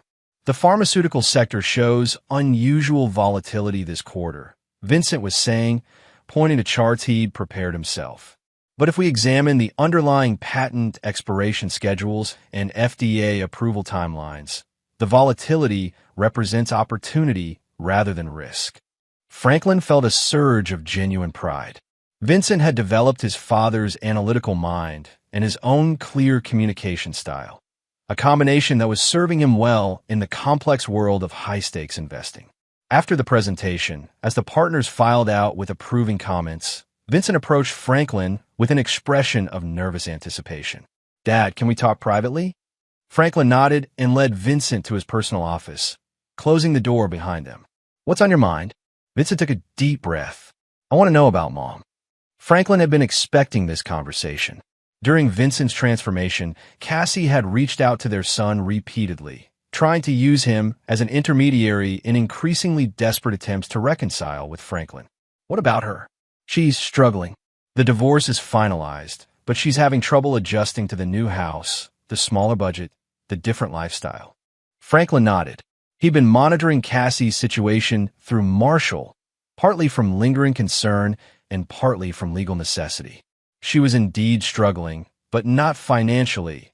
The settlement provided comfortable living for someone willing to adjust their expectations. And I think she wants to apologize. Really apologize, not just try to get the money back. Franklin studied his son's face. Vincent had developed emotional intelligence along with financial acumen, and his judgment about people had improved dramatically. "What makes you think that?" "Because she asked me to teach her how to budget. She asked me to help her understand what you actually do for work. She asked me." Vincent paused. "She asked me to help her become the kind of person who deserved a second chance." Franklin felt a complex mixture of emotions. Cassie showing interest in learning about his work, asking for help with practical skills, acknowledging that she needed to change. These were all positive signs. But they were also behaviors she'd never demonstrated during 28 years of marriage. "Vincent, your mother had almost 3 decades to show interest in my work, to develop practical skills, to treat me as a partner instead of a provider. Why should I believe she's genuinely changed now?" Vincent considered this carefully, because losing everything taught her what everything was actually worth. Franklin felt something shift in his perspective. Vincent was making a sophisticated point about the relationship between consequence and growth, between loss and appreciation.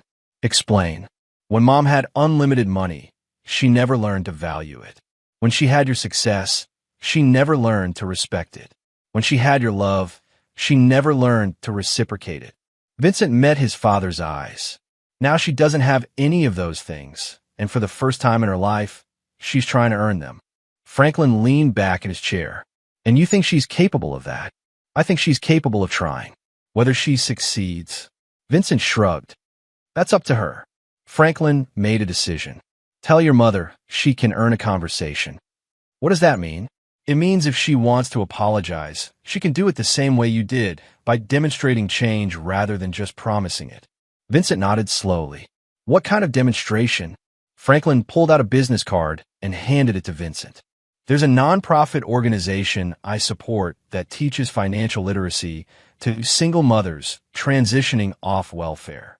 They need volunteers who can teach basic budgeting, help with job applications, provide practical life skills. You want Mom to volunteer? I want your mother to spend 6 months learning what it means to help people instead of just helping herself. To understand what work feels like when it's about service instead of consumption." Vincent studied the card. "And if she does that, then we'll have a conversation about what comes next." Franklin's phone buzzed with a text from Jessica. "Dinner tonight? I have news." Franklin showed the message to Vincent, who smiled slightly. "You know she's been helping with Mom, right? Giving her advice, teaching her things, being a friend when she didn't have to be." Franklin felt another surge of appreciation for Jessica Montgomery's character. She was supporting both Vincent's transformation and Cassie's potential growth, despite having no obligation to either of them. "She's a remarkable woman." "Yeah," Vincent agreed. "She is. And Dad, I'm going to ask her to marry me." Franklin looked up sharply. "Are you sure you're ready for that?" Vincent's expression grew serious. 6 months ago, I would have asked her to marry me because I thought I deserved her. Now I want to ask her because I think I might be able to deserve her someday if I keep working at it." Franklin smiled. "That's the right reason. Will you be there when I propose?" Franklin felt emotion tighten his throat. "I'd be honored." As Vincent left the office, Franklin reflected on the extraordinary transformation he'd witnessed. His son had evolved from an entitled consumer to a productive contributor, from a man who demanded respect to a man who earned it. The phone rang. Cassie, for the first time in months. Franklin? Vincent said you might be willing to talk. I'm willing to listen, Franklin corrected. There's a difference. I understand.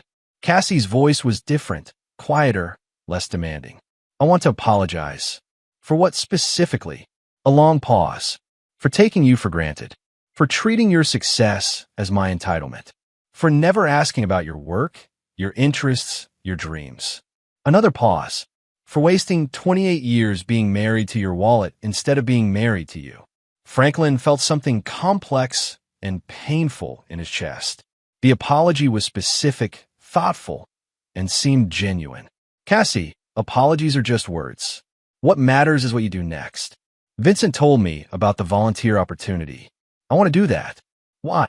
Because I want to learn how to help people instead of just using them. I want to understand what it feels like to contribute instead of just consume. Her voice grew stronger. I want to become someone worthy of your respect. Franklin closed his eyes. Cassie, I don't know if we can rebuild what we lost. I know, but I want to try to build something new, something better, something real. Franklin felt hope and fear warring in his chest. Hope that his family might truly heal. Fear that he was setting himself up for more disappointment. The volunteer work is 6 months minimum, he said. No exceptions, no shortcuts. Understand. And after that, if you want a conversation, it's on my terms. My timeline. My conditions. I understand. Franklin paused, then made a decision that would have seemed impossible 4 months ago. Then let's see what you can build, Cassie. Let's see who you choose to become. Chapter 9. Coming Home. 1 year after the family barbecue that changed everything, Franklin stood in the backyard of his old home, watching Vincent and Jessica dance to music from a small string quartet. Their engagement party was smaller than the original gatherings, fewer people, but more genuine relationships.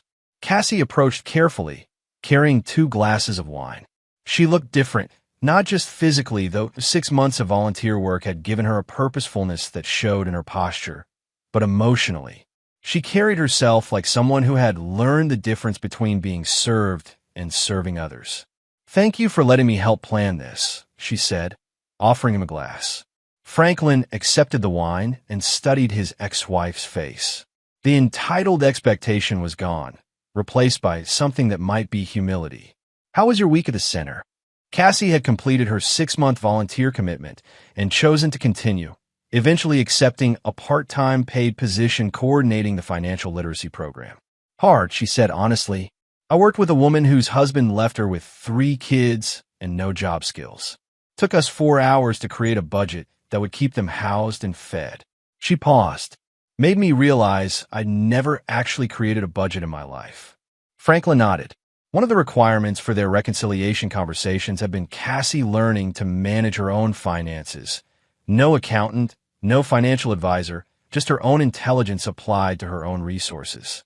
And it's terrifying and satisfying at the same time, knowing that every dollar has to count, that every decision has real consequences. Cassie met his eyes, understanding what you carried for us all those years. Franklin felt the familiar, complex mixture of emotions. Residual hurt from decades of being taken for granted, but also growing respect for the person Cassie was becoming. Vincent seems happy, Cassie observed, watching their son laugh with Jessica's parents. He's earned it, Franklin replied.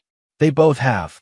Vincent had spent 8 months learning Franklin's business from the ground up, progressing from basic market analysis to handling smaller client portfolios under supervision. More importantly, he'd learned to find satisfaction in competence rather than consumption, in contributing rather than just collecting. Jessica had started working part-time at Franklin's firm, bringing her pharmaceutical industry expertise to their healthcare investments. She and Vincent made a formidable team, her strategic thinking complemented by his analytical skills. Franklin, Cassie said quietly, I know I don't have a right to ask this, but is there any possibility of us finding a way forward together? Franklin had been expecting this question for months. Cassie had completed every requirement he'd set, demonstrated genuine change, and shown consistent commitment to becoming a better person. But the question remained, was reformed behavior enough to overcome decades of damage? What would that look like, he asked. I don't know. I just know that I understand now what I lost, and I want to try to build something real with the person I'm becoming and the person you've always been. Franklin looked around the backyard. The same space where he'd been humiliated and dismissed a year ago, now filled with people celebrating his son's happiness and success. Cassie, I need you to understand something. The man who tolerated being treated like hired help is gone. If we rebuild anything, it's as equals, partners, people who respect each other's contributions. I want that, she said immediately. I want to be your partner, not your dependent. Franklin studied her face, looking for signs of the old entitlement or manipulation. Instead, he saw something he hadn't seen in decades: genuine vulnerability. It would mean starting over completely. New relationship, new rules, new respect. I know. It would mean you contributing equally, financially, emotionally, practically. I'm ready for that. Franklin made a decision that felt both terrifying and liberating.